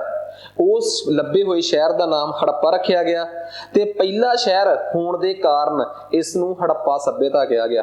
ਹੜੱਪਾ ਕੋਈ ਬਹੁਤ ਵੱਡਾ ਸ਼ਹਿਰ ਨਹੀਂ ਸੀ, ਪਰ ਇਸ ਸੱਭਿਅਤਾ ਦਾ ਮਿਲਿਆ ਹੋਇਆ ਆਫੀਸ਼ੀਅਲੀ, ਮਤਲਬ ਕਿ ਆਫੀਸ਼ੀਅਲੀ ਉਹ ਪਹਿਲਾ ਸ਼ਹਿਰ ਸੀਗਾ, ਇਸ ਕਰਕੇ ਉਹਨੂੰ ਹੜੱਪਣ ਸੱਭਿਅਤਾ ਦਾ ਨਾਮ ਦਿੱਤਾ ਗਿਆ। ਸੋ ਉਮੀਦ ਕਰਦੇ ਹਾਂ ਇਹ ਸੱਭਿਅਤਾ ਜਿਹੜੀ ਸੀਗੀ ਇਹ 2 ਨਦੀਆਂ ਦੇ ਵਿੱਚ ਵਸੀ ਹੋਈ ਸੀ, ਸਰਸਵਤੀ ਤੇ ਸਿੰਧੂ, ਇਸ ਕਰਕੇ ਇਹਨੂੰ ਸਰਸਵਤੀ ਸਿੰਧੂ ਸੱਭਿਅਤਾ ਦਾ ਵੀ ਨਾਮ ਦਿੱਤਾ ਗਿਆ। ਹੜੱਪਣ ਸੱਭਿਅਤਾ ਕਿਉਂ ਕਿਹਾ ਗਿਆ, ਸਰਸਵਤੀ ਸਿੰਧੂ ਕਿਉਂ ਕਿਹਾ ਗਿਆ ਤੇ ਸਿੰਧੂ ਸੱਭਿਅਤਾ ਕਿਉਂ ਕਿਹਾ ਗਿਆ? ਹਰ ਸਵਾਲ ਦਾ ਆਪਣਾ ਜਵਾਬ ਆ। ਕਲੀਅਰ ਹੈ ਗੱਲ? ਤਾਂ ਇਹ ਸੱਭਿਅਤਾ ਜਿਹੜੀ ਆ ਇਹ ਉਹਦੀ ਪੂਰੀ ਸਟੋਰੀ ਸੀ। ਠੀਕ ਆ, ਇਹ ਕਿੱਥੇ ਸੀ, ਪਾਕਿਸਤਾਨ ਦੇ ਕਿਹੜੇ ਇਲਾਕੇ 'ਚ ਸੀ ਜਾਂ ਕੀ ਹਿਸਾਬ ਕਿਤਾਬ ਆ, ਠੀਕ ਆ, ਉਹ ਤੁਹਾਨੂੰ ਮੈਂ ਸਾਰਾ ਕੁਝ ਦੱਸਦਾ। ਹੁਣ ਅਗਲਾ ਪੈਰਾ ਤੁਹਾਨੂੰ ਕੀ ਕਹਿ ਰਿਹਾ ਹੈ? ਸਵਾਲ ਬੜਾ ਸਿੰਪਲ ਆ। ਇਸ ਪੈਰੇ ਨੇ ਆਪਣੇ ਆਪ 'ਚ ਇੱਕ ਸਵਾਲ ਪੁੱਛਿਆ ਹੈ, ਕਹਿੰਦੇ ਇਸ ਸੱਭਿਅਤਾ ਨੂੰ ਅਸੀਂ ਇੱਕ ਸੱਭਿਅਤਾ ਕਿਉਂ ਕਿਹਾ? ਕਿਉਂ ਅਸੀਂ ਕਿਸੇ ਚੀਜ਼ ਨੂੰ ਸੱਭਿਅਤਾ ਕਹਿ ਦਿੰਦੇ ਹਾਂ? ਸਾਡੇ ਪਿੰਡੋਂ ਜਦੋਂ ਪੁੱਟਿਆ ਕਿਸੇ ਨੂੰ ਗਾਗਰ ਲੱਭੀ ਸੀ ਕਿ ਉਹਦੀ ਸੋਨੇ ਦੀ ਭਰੀ, ਉਹਨਾਂ ਨੇ ਥੋੜਾ ਕਹਿਤਾ ਕਿ ਇਸ ਥਾਂ ਤੋਂ ਸੱਭਿਅਤਾ ਲੱਭ ਗਈ ਹੈ, ਗਾਗਰ ਲੱਭੀ, ਉਹਨਾਂ ਨੇ ਤੇ ਕਿਸੇ ਨੂੰ ਦੱਸਿਆ ਵੀ ਨਹੀਂ ਕਿ ਗਾਗਰ ਲੱਭੀ ਹੈ, ਠੀਕ ਆ। ਤੇ ਹਿਸਾਬ ਮਤਲਬ ਕਿ ਜੋ ਵੀ ਸੀਗਾ, ਪਰ ਗੱਲ ਇਹ ਆ ਕਿ ਕਿਸੇ ਸੋਨੇ ਦੀ ਗਾਗਰ ਲੱਭਣ ਨਾਲ ਜਾਂ 4 ਪੁਰਾਣੀਆਂ ਇੱਟਾਂ ਲੱਭਣ ਨਾਲ ਕਿਸੇ ਚੀਜ਼ ਨੂੰ ਸੱਭਿਅਤਾ ਕਿਹਾ ਜਾ ਸਕਦਾ ਹੈ? ਸੱਭਿਅਤਾ ਇੱਕ ਬੜਾ ਵੱਡਾ ਸ਼ਬਦ ਹੁੰਦਾ, ਸਿਵਲਾਈਜੇਸ਼ਨ, ਕਲਚਰ ਇੱਕ ਬਹੁਤ ਵੱਡਾ, ਸੱਭਿਆਚਾਰ ਇੱਕ ਬਹੁਤ ਵੱਡਾ ਸ਼ਬਦ ਆ। ਉਹ ਇਸ ਕਰਕੇ ਕਿਉਂਕਿ ਕੱਲੀ ਇੱਟਾਂ ਥੋੜਾ ਲੱਭੀਆਂ ਸੀ, ਇੱਟਾਂ ਲੱਭੀਆਂ, ਉਸ ਤੋਂ ਬਾਅਦ ਉੱਥੇ ਉਹ ਬੜੇ ਅਨਾਜ ਦੇ ਭੰਡਾਰ, ਗ੍ਰੇਨਰੀਜ਼ ਲੱਭੀਆਂ, ਵੱਡੇ ਵੱਡੇ ਟੱਬ ਲੱਭੇ ਇਸ਼ਨਾਨ ਕਰਨ ਵਾਸਤੇ, ਇਸ਼ਨਾਨ ਗ੍ਰਹਿ, ਗ੍ਰੇਟ ਬਾਥ ਜਿਹਨੂੰ ਆਪਾਂ ਕਹਿੰਦੇ ਆ, ਉਹਨਾਂ ਨੂੰ ਉੱਥੇ ਬ੍ਰੌਂਜ਼ ਦੀਆਂ ਮਤਲਬ ਤਾਂਬੇ ਦੀਆਂ ਮੂਰਤਾਂ ਲੱਭੀਆਂ, ਮਿੱਟੀ ਦੇ ਟੈਰਾਕੋਟਾ ਮਾਡਲ, ਮਿੱਟੀ ਦੇ ਭਾਂਡਿਆਂ ਨੂੰ ਆਪਾਂ ਮਿੱਟੀ ਦੇ ਆਪਾਂ ਮਾਡਲ ਕਹਿ ਦਿੰਦੇ ਆ। ਇੱਕ ਜਗ੍ਹਾ ਤੋਂ ਤਾਂ ਖੇਤ, ਧਰਤੀ ਦੇ ਥੱਲੇ ਦਬੇ ਹੋਏ ਖੇਤਾਂ ਦੇ ਸਬੂਤ ਮਿਲੇ, ਵਾਹੇ ਹੋਏ ਖੇਤਾਂ ਦੇ ਸਬੂਤ ਮਿਲੇ, ਇੱਥੋਂ ਤੱਕ ਕਿ ਤੁਹਾਨੂੰ ਉਹਨਾਂ ਦੀਆਂ ਸੀਲਸ ਮਤਲਬ ਸਿੱਕੇ ਦੇ ਤੌਰ ਤੇ ਵਰਤੀਆਂ ਜਾਣ ਵਾਲੀਆਂ ਉਹ ਮਿਲੀਆਂ। ਉੱਥੋਂ ਦੀ ਸੱਭਿਅਤਾ ਦੇ ਵਿੱਚ ਤੁਹਾਨੂੰ ਹੋਰ ਕੀ ਡੌਕਯਾਰਡ, ਜਿੱਥੇ ਤੁਸੀਂ ਸਮੁੰਦਰੀ ਜਹਾਜ਼ ਬਣਦੇ ਆ, ਬੰਦਰਗਾਹਾਂ ਮਿਲੀਆਂ, ਤੁਹਾਨੂੰ ਇੱਕ ਪੂਰੇ ਦਾ ਪੂਰਾ ਹੱਸਦਾ ਵਸਦਾ ਉਹ ਸਮਾਂ ਮਿਲ ਗਿਆ। ਫਿਰ ਤਾਂ ਸੱਭਿਅਤਾ ਕਹੋਗੇ ਯਾਰ ਉਹਨੂੰ, ਇਸ ਕਰਕੇ ਇਹਨੂੰ ਸੱਭਿਅਤਾ ਕਿਹਾ ਗਿਆ। 4 ਇੱਟਾਂ ਲੱਭ ਗਈਆਂ ਤੇ ਸੱਭਿਅਤਾ ਕਹਿਤਾ, ਐਂ ਦੀ ਕੋਈ ਗੱਲ ਨਹੀਂ ਇਹਦੇ 'ਚ, ਐਂ ਹੀ ਨਾ ਦੱਬ ਦਿਆ ਕਰੋ, ਠੀਕ ਆ ਕਿ ਜੀ। ਉਮੀਦ ਕਰਦਾ ਕਿ ਇਹ ਗੱਲ ਤੁਹਾਨੂੰ ਸਾਰਿਆਂ ਨੂੰ ਸਮਝ ਆ ਗਈ ਹੋਊਗੀ, ਠੀਕ ਆ। ਕਿੱਥੋਂ ਕਿੱਥੋਂ ਮਿਲੀਆਂ ਉਹ ਸਾਰਾ ਕੁਝ ਮੈਂ ਤੁਹਾਨੂੰ ਸਟੋਰੀ 'ਚ ਦੱਸ ਹੀ ਦਿੱਤਾ, ਤੇ ਲੱਭਣ ਵਾਲੇ ਕੌਣ ਸੀਗੇ ਤੇ ਕਿੱਥੋਂ ਸਟੋਰੀ ਸ਼ੁਰੂ ਹੋਈ, ਠੀਕ ਆ। ਇਹ ਸਟੋਰੀ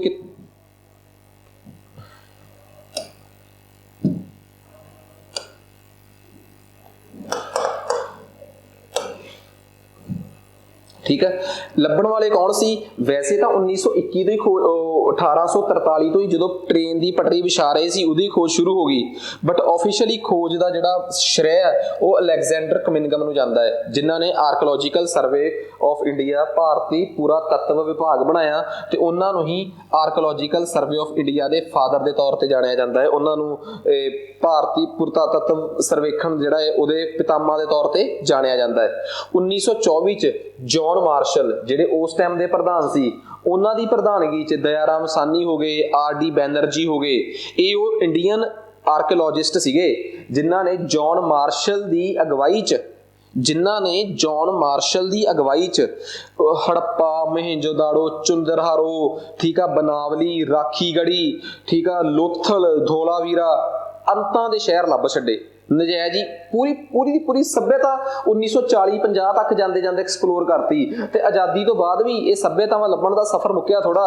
ਆ ਪੰਜਾਬ ਦੇ ਵਿੱਚ ਜਿਹੜੇ ਸ਼ਹਿਰ ਆਉਂਦੇ ਆ, ਠੀਕ ਆ ਨਾ, ਇਹ ਆਪਣਾ ਹੋ ਗਿਆ ਰੋਪੜ, ਹੋ ਗਿਆ ਸੰਗੋਲ, ਹੋ ਗਿਆ, ਇਹ ਤਾਂ ਬਾਅਦ ਚ ਲੱਭੇ ਆ ਸਾਰੇ। ਸੋ ਮੇਰੇ ਕਹਿਣ ਦਾ ਮਤਲਬ ਸਿਰਫ ਇੰਨਾ ਕਾ ਕਿ ਸੱਭਿਅਤਾ ਹੌਲੀ ਹੌਲੀ ਐਕਸਪੈਂਡ ਹੁੰਦੀ ਗਈ, ਤੇ ਲੇਟੈਸਟ ਇਨਫੋਰਮੇਸ਼ਨ ਜੇ ਮੈਂ ਤੁਹਾਨੂੰ ਕਹਾਂ, ਹੁਣ ਵੀ ਸਬੂਤ ਮਿਲ ਰਹੇ ਆ। 2013 ਚ ਅੱਧੀ ਰਾਖੀਗੜ੍ਹੀ ਪਹਿਲਾਂ ਲੱਭੀ ਹੋਈ ਸੀ, ਅੱਧੀ ਰਾਖੀਗੜ੍ਹੀ 2013 ਚ ਲੱਭੀ, ਤੇ ਰਾਖੀਗੜ੍ਹੀ ਐਡਾ ਵੱਡਾ ਸ਼ਹਿਰ ਹੋ ਗਿਆ ਕਿ ਕਿਸੇ ਟਾਈਮ ਮੰਨਿਆ ਜਾਂਦਾ ਸੀ ਕਿ ਉਹ ਤੀਸਰੇ ਨੰਬਰ ਦਾ ਸਭ ਤੋਂ ਵੱਡਾ ਸ਼ਹਿਰ ਆ, ਤੇ ਅੱਜ ਉਹ ਸਭ ਤੋਂ ਵੱਡੇ ਸ਼ਹਿਰਾਂ ਚ ਆਉਂਦਾ ਹੈ ਸਿੰਧੂ ਘਾਟੀ ਸੱਭਿਅਤਾ ਦੇ। 2013 ਚ ਜਾ ਕੇ ਰਾਖੀਗੜ੍ਹੀ ਸਭ ਤੋਂ ਵੱਡਾ ਸ਼ਹਿਰ ਬਣ ਗਿਆ। ਕਿਉਂ ਬਣ ਗਿਆ? ਸਟੋਰੀ ਤੁਹਾਨੂੰ ਮੈਂ ਦੱਸ ਹੀ ਦਿੱਤੀ ਹੈ ਕਿ ਹੁਣ ਤੱਕ ਵੀ ਖੋਜ ਚੱਲਦੀ ਜਾ ਰਹੀ ਹੈ, ਤੇ ਇਹ ਕੋਈ ਪਤਾ ਨਹੀਂ ਕਿ ਇੰਡਸ ਵੈਲੀ ਸੱਭਿਅਤਾ ਤੋਂ ਪਹਿਲਾਂ ਦੀ ਕੋਈ ਸੱਭਿਅਤਾ ਹੋ ਹੀ ਨਹੀਂ ਸਕਦੀ। ਇਟ ਇਜ਼ ਨਾਟ ਪੋਸੀਬਲ, ਇਹ ਕੋਈ ਅਸੰਭਵ ਗੱਲ ਨਹੀਂ ਹੈਗੀ, ਮਤਲਬ ਕਿ ਇਟ ਇਜ਼ ਨਾਟ ਇੰਪੋਸੀਬਲ, ਇਹ ਪੋਸੀਬਲ ਆ ਕਿ ਹਾਂ ਕੁਛ ਵੀ ਹੋ ਸਕਦਾ ਹੈ, ਠੀਕ ਆ, ਕੁਛ ਵੀ ਹੋ ਸਕਦਾ ਹੈ। ਇਹ ਤਾਂ ਆਪਾਂ ਕੱਲ ਪਰਸੋਂ ਰਿਜ਼ਲਟਾਂ 'ਚ ਦੇਖ ਹੀ ਲਿਆ, ਠੀਕ ਆ, ਜਿਹੜੇ ਪੰਜਾਬ ਦੇ ਨਤੀਜੇ ਆਏ ਆ ਉਹ ਵੀ ਇਹੀ ਦੱਸਦੇ ਆ ਕਿ ਕੁਛ ਵੀ ਹੋ ਸਕਦਾ ਹੈ। ਤਾਂ ਪੁਰਾਣੀ ਸੱਭਿਅਤਾ ਦਾ ਲੱਭਣਾ ਆਪਣੇ ਆਪ 'ਚ ਇੱਕ ਬੜੀ ਸਿੰਪਲ ਜੀ ਗੱਲ ਹੀ ਆ।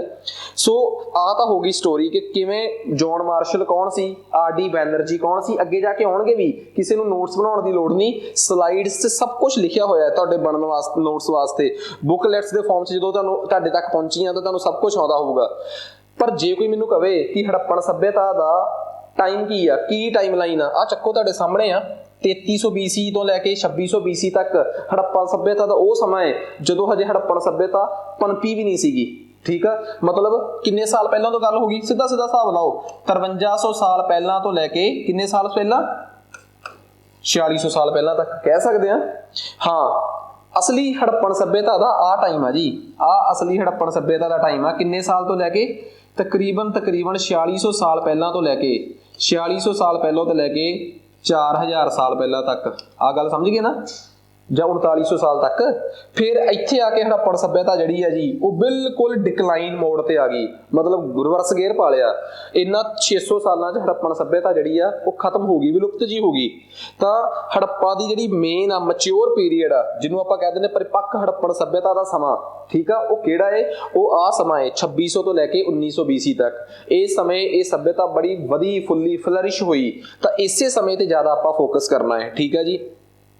ਨੈਕਸਟ, ਹੁਣ ਸਭ ਤੋਂ ਪਹਿਲੀ ਗੱਲ ਮੋਟੇ ਤੌਰ ਤੇ ਕਿ ਜਿਹੜਾ ਹੜੱਪਣ ਸੱਭਿਅਤਾ ਦਾ ਜਿਹੜਾ ਟਾਈਮ ਆ ਉਹ 3 ਹਿੱਸਿਆਂ 'ਚ। ਇੱਕ ਅਰਲੀ, ਜਿਹਨੂੰ ਆਪਾਂ ਕਹਿ ਦਿੰਦੇ ਆ ਕਿ ਸ਼ੁਰੂਆਤੀ ਹੜੱਪਣ ਸਮਾਂ, ਫਿਰ ਉਸ ਤੋਂ ਬਾਅਦ ਮੈਚਿਓਰ ਹੜੱਪਣ। ਜਿਹੜਾ ਅਰਲੀ ਵਾਲਾ ਸਮਾਂ ਹੈ ਉਦੋਂ ਤਾਂ ਕਹਿੰਦੇ 4-5 ਸ਼ਹਿਰ ਮਸ਼ਹੂਰ ਸੀਗੇ, ਕਾਲੀਆ ਬੰਗਾ ਰਾਜਸਥਾਨ 'ਚ, ਬਿਰਹਾਨਾ ਹਰਿਆਣਾ 'ਚ, ਠੀਕ ਆ, ਬਾਲਾਕੋਟ ਉੱਥੇ ਜੰਮੂ ਕਸ਼ਮੀਰ ਚਲੇ ਗਿਆ, ਤੇ ਧੋਲਾਵੀਰਾ ਇਹ ਗੁਜਰਾਤ 'ਚ ਆ ਗਿਆ, ਠੀਕ ਆ। ਇਹ ਪੁਰਾਣਾ ਸੀ, ਇੱਥੋਂ ਦੇ ਸਬੂਤ ਵੀ ਨਹੀਂ ਮਿਲੇ ਯਾਰ, ਸਿੱਧੀ ਜੀ ਗੱਲ ਤੁਹਾਨੂੰ ਮੈਂ ਦੱਸਾਂ। ਇਸ ਸਮੇਂ ਦੇ ਪ੍ਰੋਪਰ ਸਾਨੂੰ ਸਬੂਤ ਵੀ ਨਹੀਂ ਮਿਲੇ ਜ਼ਿਆਦੇ, ਥੋੜਾ ਬਹੁਤਾ ਕੁਝ ਮਿਲਿਆ। ਅਸੀਂ ਇਹ ਨਹੀਂ ਕਹਿ ਦਿੰਦੇ ਕਿ ਅਰਲੀ ਵੈਦਿਕ ਜਿਹੜਾ ਅਰਲੀ ਹੜੱਪਣ ਪੀਰੀਅਡ ਸੀਗਾ ਜਾਂ ਜਿਹੜਾ ਸ਼ੁਰੂਆਤੀ ਟਾਈਮ ਸੀਗਾ ਉਹ 'ਚ ਹੜੱਪਾ ਸੀਗੀ ਨਹੀਂ। ਮੈਂ ਇਹ ਕਹਿ ਰਿਹਾ ਕਿ ਸਾਨੂੰ ਨਹੀਂ ਸਬੂਤ ਮਿਲੇ ਭਾਈ, ਠੀਕ ਆ। ਅਸਲੀ ਸਬੂਤ ਸਾਨੂੰ ਮਿਲੇ ਆ 2600 ਤੋਂ ਲੈ ਕੇ 1900 ਤੱਕ ਦੇ, ਜਿਹਨੂੰ ਅਸੀਂ ਮੈਚਿਓਰ ਸੱਭਿਅਤਾ ਦਾ ਟਾਈਮ ਕਹਿ ਰਹੇ ਹਾਂ, ਠੀਕ ਆ। ਸੋ ਇਹ ਤਾਂ ਸਾਡੇ ਕੋਲ ਇਨਫੋਰਮੇਸ਼ਨ ਹੋ ਗਈ ਕਿ ਸ਼ੁਰੂਆਤੀ ਹੜੱਪਣ ਸੱਭਿਅਤਾ ਜਿਹੜੀ ਆ ਉਹ ਕੀ ਆ, ਠੀਕ ਆ। ਉਸ ਤੋਂ ਬਾਅਦ ਆਉਂਦੀ ਆ ਸਾਡੇ ਕੋਲ, ਇਸ ਤੋਂ ਬਾਅਦ ਨੈਕਸਟ ਅਗਲਾ ਆਪਣੇ ਕੋਲ ਆਉਂਦਾ ਹੈ ਮੈਚਿਓਰ ਪੀਰੀਅਡ। ਇਹਨੂੰ ਆਪਾਂ ਫੁੱਲ ਫਲੈਜ ਡਿਟੇਲ 'ਚ ਪੜ੍ਹਨਾ ਹੈ। ਇਹਦੇ 'ਚ ਆਇਆ ਜੀ ਸ਼ਹਿਰ ਹੜੱਪਾ, ਮੋਹਿੰਜੋਦਾੜੋ, ਧੋਲਾਵੀਰਾ, ਲੋਥਲ, ਠੀਕ ਆ, ਕਾਲੀਆਂ ਬੰਗਾ। ਇਹਨਾਂ ਸ਼ਹਿਰਾਂ ਨੂੰ ਤਾਂ ਅਸੀਂ ਪੂਰਾ ਐਕਸਪਲੋਰ ਕਰਾਂਗੇ। ਤੇ ਜਿਹੜਾ ਲਾਸਟ ਫੇਜ਼ ਆ 1900 BC ਤੋਂ ਲੈ ਕੇ 1300 BC ਤੱਕ, ਉਹ ਫੇਜ਼ ਸੀ ਜਿਹੜਾ ਉਹ ਇੱਥੋਂ ਦੀ ਬਰਬਾਦੀ ਦਾ ਸੀਗਾ। ਹੁਣ ਕਿਸੇ ਨੂੰ ਇਹਨਾਂ ਦੀ ਬਰਬਾਦੀ ਸਮਝ ਹੀ ਨਹੀਂ ਆਈ। ਕੋਈ ਕਹਿੰਦਾ ਹੜ੍ਹ ਆ ਗਏ ਤਾਂ ਖਤਮ ਹੋ ਗਏ, ਕੋਈ ਕਹਿੰਦਾ ਬਾਹਰੋਂ ਇਹਨਾਂ ਤੋਂ ਬਾਅਦ ਬਾਹਰੋਂ ਆਰੀਅਨਸ ਆਏ ਆ, ਕੋਈ ਕਹਿੰਦਾ ਬਾਹਰਲੇ ਆਰੀਅਨਸ ਨੇ ਆ ਕੇ ਹਮਲਾ ਕਰਤਾ ਤਾਂ ਖਤਮ ਹੋ ਗਏ, ਕੋਈ ਕਹਿੰਦੇ ਕੋਈ ਮਹਾਮਾਰੀ ਫੈਲ ਗਈ ਤਾਂ ਖਤਮ ਹੋ ਗਏ, ਕੋਈ ਕਹਿੰਦਾ ਅਕਾਲ ਪੈ ਗਿਆ ਤਾਂ ਖਤਮ ਹੋ ਗਏ, ਕੋਈ ਕਹਿੰਦਾ ਹੜ੍ਹ ਆ ਗਏ ਤਾਂ ਖਤਮ ਹੋ ਗਏ। ਬਟ ਲਾਸਟ ਵਾਲੇ 500-600 ਸਾਲਾਂ 'ਚ ਖਤਮ ਕਿਵੇਂ ਹੋਏ ਆ ਇਹ ਨਹੀਂ ਸਮਝ ਆਇਆ। ਦੇਖੋ ਇੱਕ ਗੱਲ ਤਾਂ ਬੜੀ ਕਲੀਅਰ ਆ, ਜੇ ਇਹਨਾਂ ਨੂੰ ਬਾਹਰਲੇ ਹਮਲਾਵਰਾਂ ਨੇ ਆ ਕੇ ਖਤਮ ਕੀਤਾ ਹੁੰਦਾ ਤਾਂ ਬਾਹਰਲੇ ਹਮਲਾਵਰ ਇਹਨਾਂ ਦੇ ਘਰਾਂ 'ਚ ਰਹਿੰਦੇ। ਇਹਨਾਂ ਦੇ ਘਰ ਤਾਂ ਮਿਲੇ ਆ ਸਾਨੂੰ ਬਹੁਤ ਸੋਹਣੇ ਸ਼ਹਿਰਾਂ ਵਾਂਗ, ਇਹਨਾਂ ਤੋਂ ਬਾਅਦ ਚਾਹੇ ਲੋਕਾਂ ਦੇ ਘਰ ਸਾਨੂੰ ਜਮਾ ਉਜੜੇ ਤੇ ਪਿੰਡਾਂ ਵਾਂਗ ਮਿਲੇ ਆ, ਬਸਤੀਆਂ ਜੀਆਂ, ਉਹ ਵੀ ਇੱਕ ਅੱਧਾ ਦਾ ਘਰ, ਕੱਚੇ ਜਿਹੇ ਲੋਕ, ਦੇਸੀ ਜਸ ਕੰਮ। ਕੋਈ ਬੰਦਾ ਕਿਸੇ ਦੇ ਚੰਗੇ ਭਲੇ ਘਰਾਂ ਦੀ ਬਜਾਏ ਟੁੱਟੇ ਭੱਜੇ ਘਰਾਂ 'ਚ ਕਿਵੇਂ ਜਾਊਗਾ? ਇਟ ਮੀਨਸ ਬਾਅਦ ਵਾਲੇ ਜਿਹੜੇ ਆਏ ਆ ਉਹਨਾਂ ਨੇ ਇਹਨਾਂ ਨੂੰ ਨਹੀਂ ਦੇਖਿਆ। ਇੱਕ ਐਂਗਲ ਇਹ ਵੀ ਹੈ ਨਾ ਕਿ ਜੇ ਉਹਨਾਂ ਨੇ ਇਹਨਾਂ ਤੋਂ ਦੇਖਿਆ ਹੁੰਦਾ ਤੇ ਇਹਨਾਂ ਦੇ ਪੱਕੇ ਘਰਾਂ ਵਰਗੇ ਡਰੇਨੇਜ ਸਿਸਟਮ ਉਹਨਾਂ ਦੇ ਘਰਾਂ 'ਚ ਵੀ ਹੁੰਦੇ, ਹਾਈਜੈਨਿਕ ਤਰੀਕੇ ਨਾਲ ਉਹ ਵੀ ਰਹਿੰਦੇ, ਉਹ ਵੀ ਆਪਣਾ ਹਾਈਜੀਨ, ਆਪਣੀ ਹੈਲਥ, ਆਪਣੇ ਸਵਸਥ ਨੂੰ ਪੂਰਾ ਮੇਨਟੇਨ ਕਰਕੇ ਰੱਖਦੇ, ਉਹ ਵੀ ਸਾਰਾ ਸਿਸਟਮ ਸਾਫ਼, ਵਾਟਰ ਮੈਨੇਜਮੈਂਟ ਨੂੰ ਵਧੀਆ ਬਣਾ ਕੇ ਰੱਖਦੇ। ਇਟ ਮੀਨਸ ਉਸ ਨਵੇਂ ਆਏ ਆਰੀਅਨਸ ਦਾ ਪੁਰਾਣੇ ਹੜੱਪਨਸ ਨਾਲ ਆਪਸ 'ਚ ਸ਼ਾਇਦ ਮੇਲ ਮਿਲਾਪ ਨਾ ਹੋਇਆ ਹੋਵੇ। ਇਹ ਵੀ ਇੱਕ ਐਂਗਲ ਆ ਸਮਝਣ ਦਾ। ਹੋਇਆ ਕੀ ਆ ਮੈਨੂੰ ਵੀ ਨਹੀਂ ਪਤਾ, ਤੁਹਾਨੂੰ ਵੀ ਨਹੀਂ ਪਤਾ, ਠੀਕ ਆ। ਤੇ ਉਹਨੂੰ ਰਿਤਿਕ ਰੋਸ਼ਨ ਨੂੰ ਪਤਾ, ਜਾ ਕੇ ਉਹਦੀ ਮੋਹਿੰਜੋਦਾੜੋ ਦੇਖ ਲਿਓ, ਠੀਕ ਆ। ਫਿਲਮਾਂ ਹੈ ਕਿ ਐਂਡ 'ਚ ਦੇਖ ਲਿਓ ਕਿ ਕਿਹੜੀ ਖੇਸ ਵਢਾਈ ਆ ਉਹਨਾਂ ਨੇ, ਠੀਕ ਆ। ਬਟ ਖੈਰ ਮਤਲਬ ਕੁਛ ਵੀ ਕਲੀਅਰ ਨਹੀਂ ਹੈਗਾ। ਬਸ ਇੰਨਾ ਦੱਸਤਾ ਮੈਂ ਤੁਹਾਨੂੰ ਕਿ ਹੜੱਪਣ ਵੀ 3 ਸਮਿਆਂ 'ਚ ਵੰਡੇ ਸੀਗੇ, ਅਰਲੀ, ਮੈਚਿਓਰ ਤੇ ਲੈਟਰ, ਠੀਕ ਆ। ਪਹਿਲੇ ਵਾਲੇ ਪਰਿਪੱਕ ਤੇ ਉਸ ਤੋਂ ਬਾਅਦ ਅੰਤ ਵਾਲੇ ਅਖੀਰਲਾ ਪੜਾਅ ਸੀ ਜਿਹੜਾ ਉਹਨਾਂ ਦਾ, ਜਿੱਥੇ ਉਹਨਾਂ ਦੇ ਸ਼ਹਿਰ ਜਿਹੜੇ ਆ ਉਹ ਪੂਰੇ ਤਰੀਕੇ ਬਰਬਾਦ ਹੋਏ ਆ, ਠੀਕ ਆ। ਗੱਲ ਕਰਦੇ ਆ ਹੜੱਪਣ ਸੱਭਿਅਤਾ ਦੇ ਵਿਸਥਾਰ ਦੀ, ਠੀਕ ਆ, ਕਿ ਭੂਗੋਲਿਕ ਤੌਰ ਤੇ ਯਾਨੀ ਕਿ ਜੀਓਗ੍ਰਾਫੀਕਲ ਤੌਰ ਤੇ ਉਹਨਾਂ ਦਾ ਕੀ ਐਕਸਟੈਂਟ ਸੀਗਾ। ਉਹ ਇੱਥੇ ਦੇਖ ਸਕਦੇ ਹੋ ਤੁਸੀਂ। ਆਹ ਫੋਟੋ ਜਿਹੜੀ ਆ ਤੁਹਾਨੂੰ ਕਾਫੀ ਕੁਝ ਕਲੀਅਰ ਕਰ ਦੂਗੀ ਕਿ ਜੰਮੂ ਕਸ਼ਮੀਰ ਵਾਲੇ ਪਾਸੇ ਉਹ ਜਾ ਰਹੇ ਸੀ ਮਾਂਡਾ ਤੱਕ, ਠੀਕ ਆ ਜੀ। ਵੈਸਟ ਵਾਲੇ ਪਾਸੇ ਪਾਕਿਸਤਾਨ ਤੇ ਈਰਾਨ ਦੇ ਬਾਰਡਰ ਤੇ ਆ ਆਪਣਾ ਸੁਕਰਾਂਜਨ ਦੌਰ, ਚੈੱਕ ਕਰ ਲਿਓ ਕੀ ਆ, ਠੀਕ ਆ। ਇਹ ਬਲੋਚਿਸਤਾਨ, ਪਾਕਿਸਤਾਨ, ਈਰਾਨ ਬਾਰਡਰ। ਇੱਥੇ ਪੱਛਮੀ ਯੂਪੀ ਦਾ ਆਲਮਗੀਰਪੁਰ, ਇੱਥੇ ਦਾਇਮਾਬਾਦ ਮਹਾਰਾਸ਼ਟਰਾ ਦਾ, ਠੀਕ ਆ। ਤਾਂ ਤੁਸੀਂ ਇਹ ਆਈਡੀਆ ਲਾ ਲਓ। ਵੈਸੇ ਇਹ ਸ਼ੇਪ ਪਤਾ ਕਿਹੋ ਜਿਹੀ ਸੀ? ਇਹ ਸ਼ੇਪ ਐਵੇਂ ਜੀ ਦੀ ਨਹੀਂ ਸੀ, ਸ਼ੇਪ ਐਵੇਂ ਜਿਹਦਾ ਇਲਾਕਾ ਸੀਗਾ ਇਹ ਵਾਲਾ, ਠੀਕ ਆ। ਇਹਨੂੰ ਟ੍ਰਾਇੰਗੂਲਰ ਜੀ ਸ਼ੇਪ ਕਹਿ ਦਿੰਦੇ ਸੀਗੇ। ਵੈਸੇ ਇਹ ਤਿਕੋਣੀ ਸੀ ਸ਼ਕਲ, ਇਹਦੀ ਹੜੱਪਣ ਸੱਭਿਅਤਾ ਦੀ ਸ਼ਕਲ ਜਿਹੜੀ ਆ ਉਹ ਇੱਕ ਤਿਕੋਣੇ ਪ੍ਰਕਾਰ ਦੀ ਸ਼ਕਲ ਆ।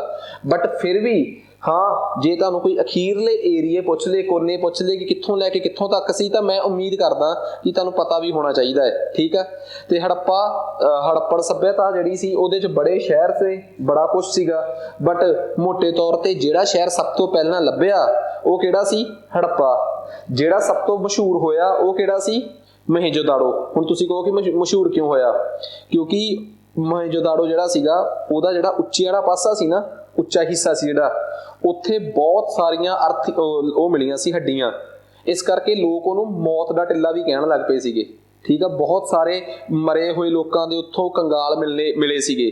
ਇਸ ਕਰਕੇ ਕਈ ਵਾਰੀ ਇਹ ਵੀ ਕਿਹਾ ਜਾਂਦਾ ਹੈ ਕਿ ਸ਼ਾਇਦ ਪਤਾ ਨਹੀਂ ਕੀ ਹੋਇਆ ਹੋਊਗਾ ਉਸ ਟਾਈਮ, ਜਿਹੜੀ ਅਚਾਨਕ ਇਹ ਸੱਭਿਅਤਾ ਮੁੱਕ ਗਈ ਤੇ ਸ਼ਾਇਦ ਉਹਨਾਂ ਇੱਕੋ ਜਗ੍ਹਾ ਤੋਂ ਇੰਨੇ ਕੰਕਾਲ ਮਿਲਣਾ, ਜਾਂ ਤਾਂ ਕੋਈ ਹੜ੍ਹ ਜਾਂ ਕੁਛ ਵੀ ਐਵੇਂ ਦਾ ਰਿਹਾ ਹੋਊਗਾ ਯਾਰ, ਜਿਹਦੇ ਕਰਕੇ ਸਾਰਾ ਕੁਛ ਹੋਇਆ ਹੈ। ਲੋਕ ਮੋਹਿੰਜੋਦਾੜੋ ਨੂੰ ਮੌਤ ਦਾ ਟਿੱਲਾ, ਜਾਣੀ ਕਿ ਮਾਊਂਡ ਆਫ ਡੈਡ ਵੀ ਕਹਿੰਦੇ ਆ। ਠੀਕ ਆ, ਮੋਹਿੰਜੋਦਾੜੋ ਜਿਹੜਾ ਹੈ ਨਾ, ਉਹ ਸਿੰਧੀ ਭਾਸ਼ਾ 'ਚ ਮੌਤ ਦੇ ਟਿੱਲੇ ਨੂੰ ਹੀ ਕਿਹਾ ਜਾਂਦਾ ਹੈ ਤੇ ਇਹ ਪਾਕਿਸਤਾਨ ਦੇ ਸਿੰਧ ਪ੍ਰਾਂਤ 'ਚ ਹੀ ਮਿਲਿਆ ਸੀਗਾ। ਇਹ ਸਿੰਧੂ ਨਦੀ ਦੇ ਕੰਢੇ ਤੇ ਆ, ਇਹ ਕਿਸੇ ਉਹਦੀ ਸਹਾਇਕ ਨਦੀ ਦੇ ਕੰਢੇ ਤੇ ਨਹੀਂ। ਜਿਵੇਂ ਹੜੱਪਾ ਜਿਹੜਾ ਹੈ ਉਹ ਕਿਹੜੀ ਨਦੀ ਦੇ ਕੰਢੇ ਤੇ ਆ? ਰਾਵੀ। ਤੇ ਰਾਵੀ ਕਿਹਦੀ ਸਹਾਇਕ ਨਦੀ ਆ, ਕਿਹਦੀ ਟ੍ਰਿਬਿਊਟਰੀ ਆ? ਇੰਡਸ ਦੀ, ਜਾਣੀ ਕਿ ਸਿੰਧੂ ਨਦੀ ਦੀ। ਇਹ ਸਿੱਧਾ ਸਿੰਧੂ ਨਦੀ ਦੇ ਕੰਢੇ ਤੇ ਹੀ ਮਿਲਿਆ ਹੈ। ਉਮੀਦ ਕਰਦਾ ਕਿ ਮੌਤ ਦਾ ਟਿੱਲਾ ਕੀ ਆ, ਕਿਉਂ ਕਿਹਾ ਜਾਂਦਾ ਹੈ, ਇਹਦੀ ਸਟੋਰੀ ਸਮਝਣ ਤੋਂ ਬਾਅਦ ਇੱਕ ਤੀਜਾ ਸ਼ਹਿਰ ਸਿੰਧ 'ਚ ਹੀ ਹੋਰ ਸੀਗਾ, ਸਿੰਧ 'ਚ ਹੀ, ਚੰਦੂਹਾਰੋ। ਠੀਕ ਆ, ਇਹ ਸਿੰਧ 'ਚ ਮਿਲਿਆ ਹੈ। ਗੁਜਰਾਤ 'ਚ ਇੱਕ ਸ਼ਹਿਰ ਮਿਲਿਆ ਹੈ ਲੋਥਲ, ਜਿੱਥੇ ਉਹ ਬਣਦੀਆਂ ਸੀ ਸਮੁੰਦਰਗਾਹ ਸੀ ਜਿਹੜੀ। ਠੀਕ ਆ, ਤੇ ਇੱਕ ਉੱਥੇ ਵਾਟਰ ਮੈਨੇਜਮੈਂਟ ਦਾ ਬੜਾ ਮਸ਼ਹੂਰ ਸ਼ਹਿਰ ਸੀਗਾ ਧੋਲਾਵੀਰਾ। ਠੀਕ ਆ, ਉਹ ਸ਼ਹਿਰ ਮਿਲਿਆ।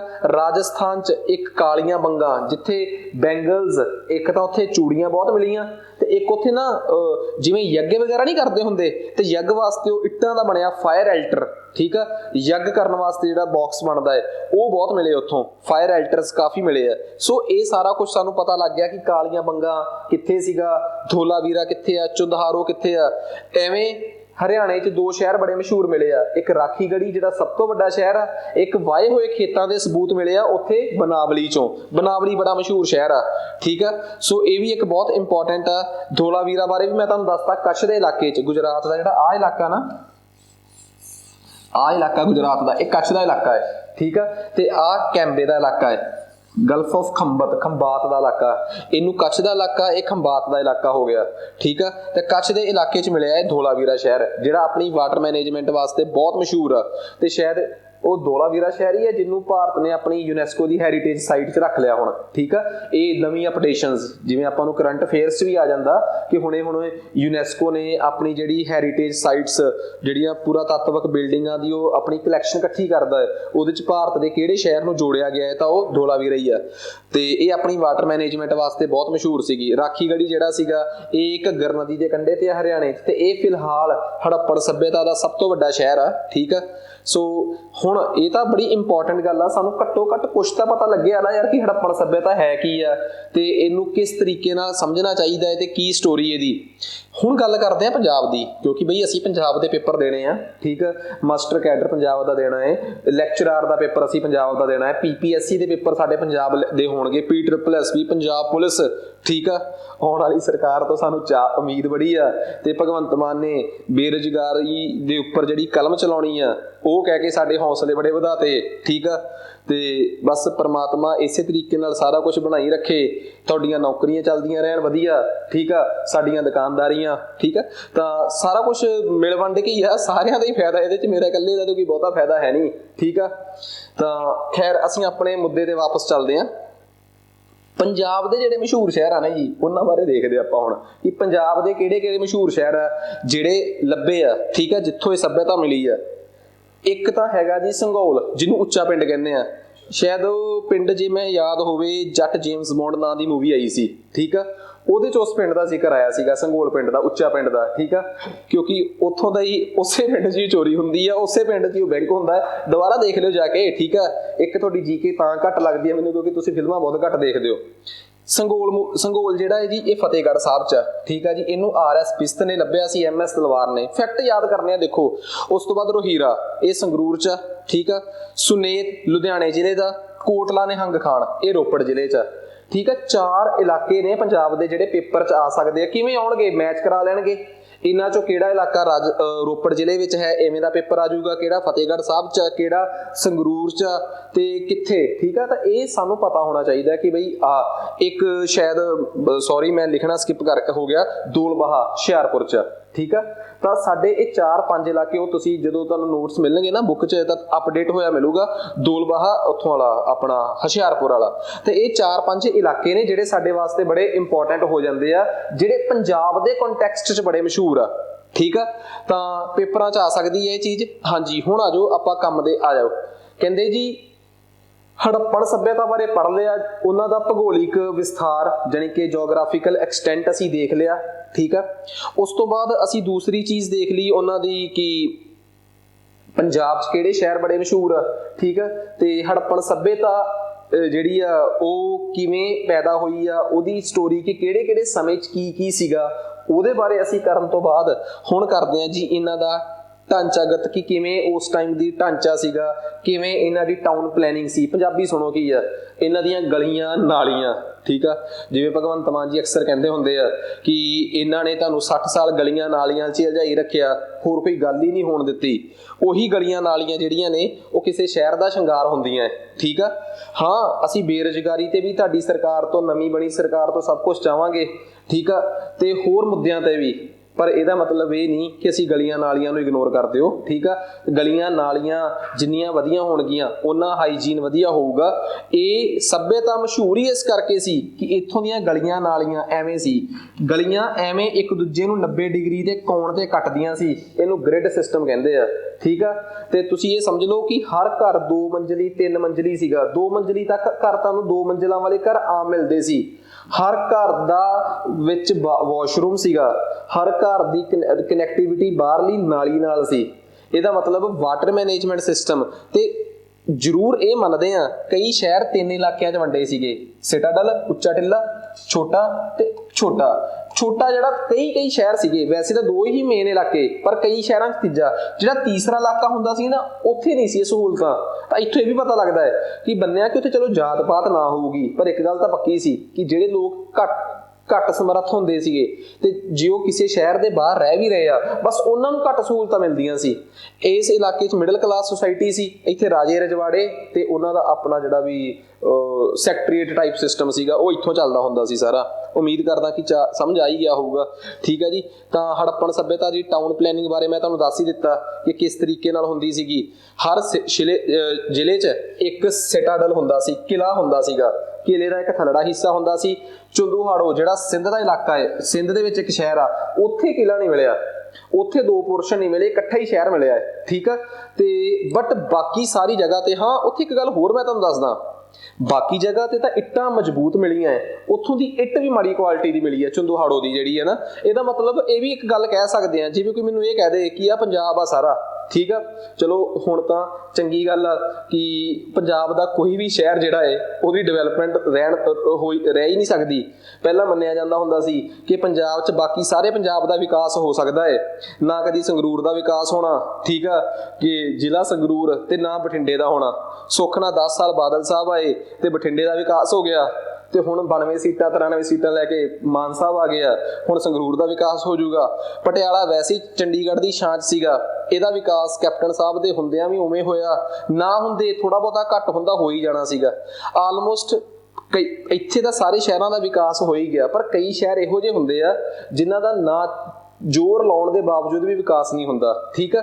ਐਵੇਂ ਹੜੱਪਣ ਸੱਭਿਅਤਾ 'ਚ ਵੀ ਕਈ ਸ਼ਹਿਰ ਹੋਣਗੇ ਜਿਨ੍ਹਾਂ ਦਾ ਜ਼ੋਰ ਐਫਰਟਸ ਤੋਂ ਬਾਅਦ ਵੀ ਵਿਕਾਸ ਨਹੀਂ ਹੋਇਆ ਹੋਊਗਾ। ਉਹੋ ਜਿਹੇ ਸ਼ਹਿਰ ਜਿਹੜੇ ਆ ਨਾ, ਫਿਰ ਉਹ ਮਾੜੀ ਇੱਟ ਦੀ ਬਣਦੇ ਆ। ਜਾਂ ਸ਼ਾਇਦ ਚੁੰਦੂਹਾੜੋ ਜੇ ਉਹਦੇ 'ਚ ਕਿਲੇ ਤੋਂ ਨਾਲ ਦੂਜਾ ਸ਼ਹਿਰ ਅੱਡ ਨਾ ਹੋਵੇ, ਕੱਚੀ ਇੱਟ ਦਾ ਸ਼ਹਿਰ ਹੋਵੇ, ਇਟ ਮੀਨਸ ਉਸ ਸ਼ਹਿਰ ਨੂੰ ਹੜੱਪਣ ਸੱਭਿਅਤਾ ਦੇ ਵਿੱਚ ਇਗਨੋਰ ਹੀ ਕੀਤਾ ਗਿਆ ਹੈ, ਮੰਨ ਲਓ, ਠੀਕ ਹੈ ਨਾ। ਤੇ ਉੱਥੇ ਉਸ ਸ਼ਹਿਰ 'ਚ ਮੈਨੂੰ ਐਵੇਂ ਲੱਗਦਾ ਹੈ ਕਿ ਸ਼ਾਇਦ ਨਾ ਜ਼ਿਆਦਾ ਥੋੜਾ ਬਹੁਤਾ ਟੂਣਿਆਂ ਵਗੈਰਾ ਦਾ ਕੰਮ ਸੀਗਾ, ਜਾਂ ਕਾਰੀਗਰ ਜੇ ਟਾਈਪ ਦੇ ਲੋਕ ਜ਼ਿਆਦਾ ਸੀ। ਲਿਪਸਟਿਕਾਂ ਦਾ ਮਿਲਣਾ ਉੱਥੋਂ, ਠੀਕ ਆ, ਤੇ ਫਾਇਰ ਐਲਟਰਸ ਦਾ ਵੀ ਉੱਥੋਂ ਮਿਲਣਾ, ਤੇ ਹੋਰ ਜਾਦੂ ਟੂਣੇ ਵਾਲੇ ਸਮਾਨ ਦਾ ਜ਼ਿਆਦਾ ਦਾ ਉੱਥੋਂ ਮਿਲਣਾ।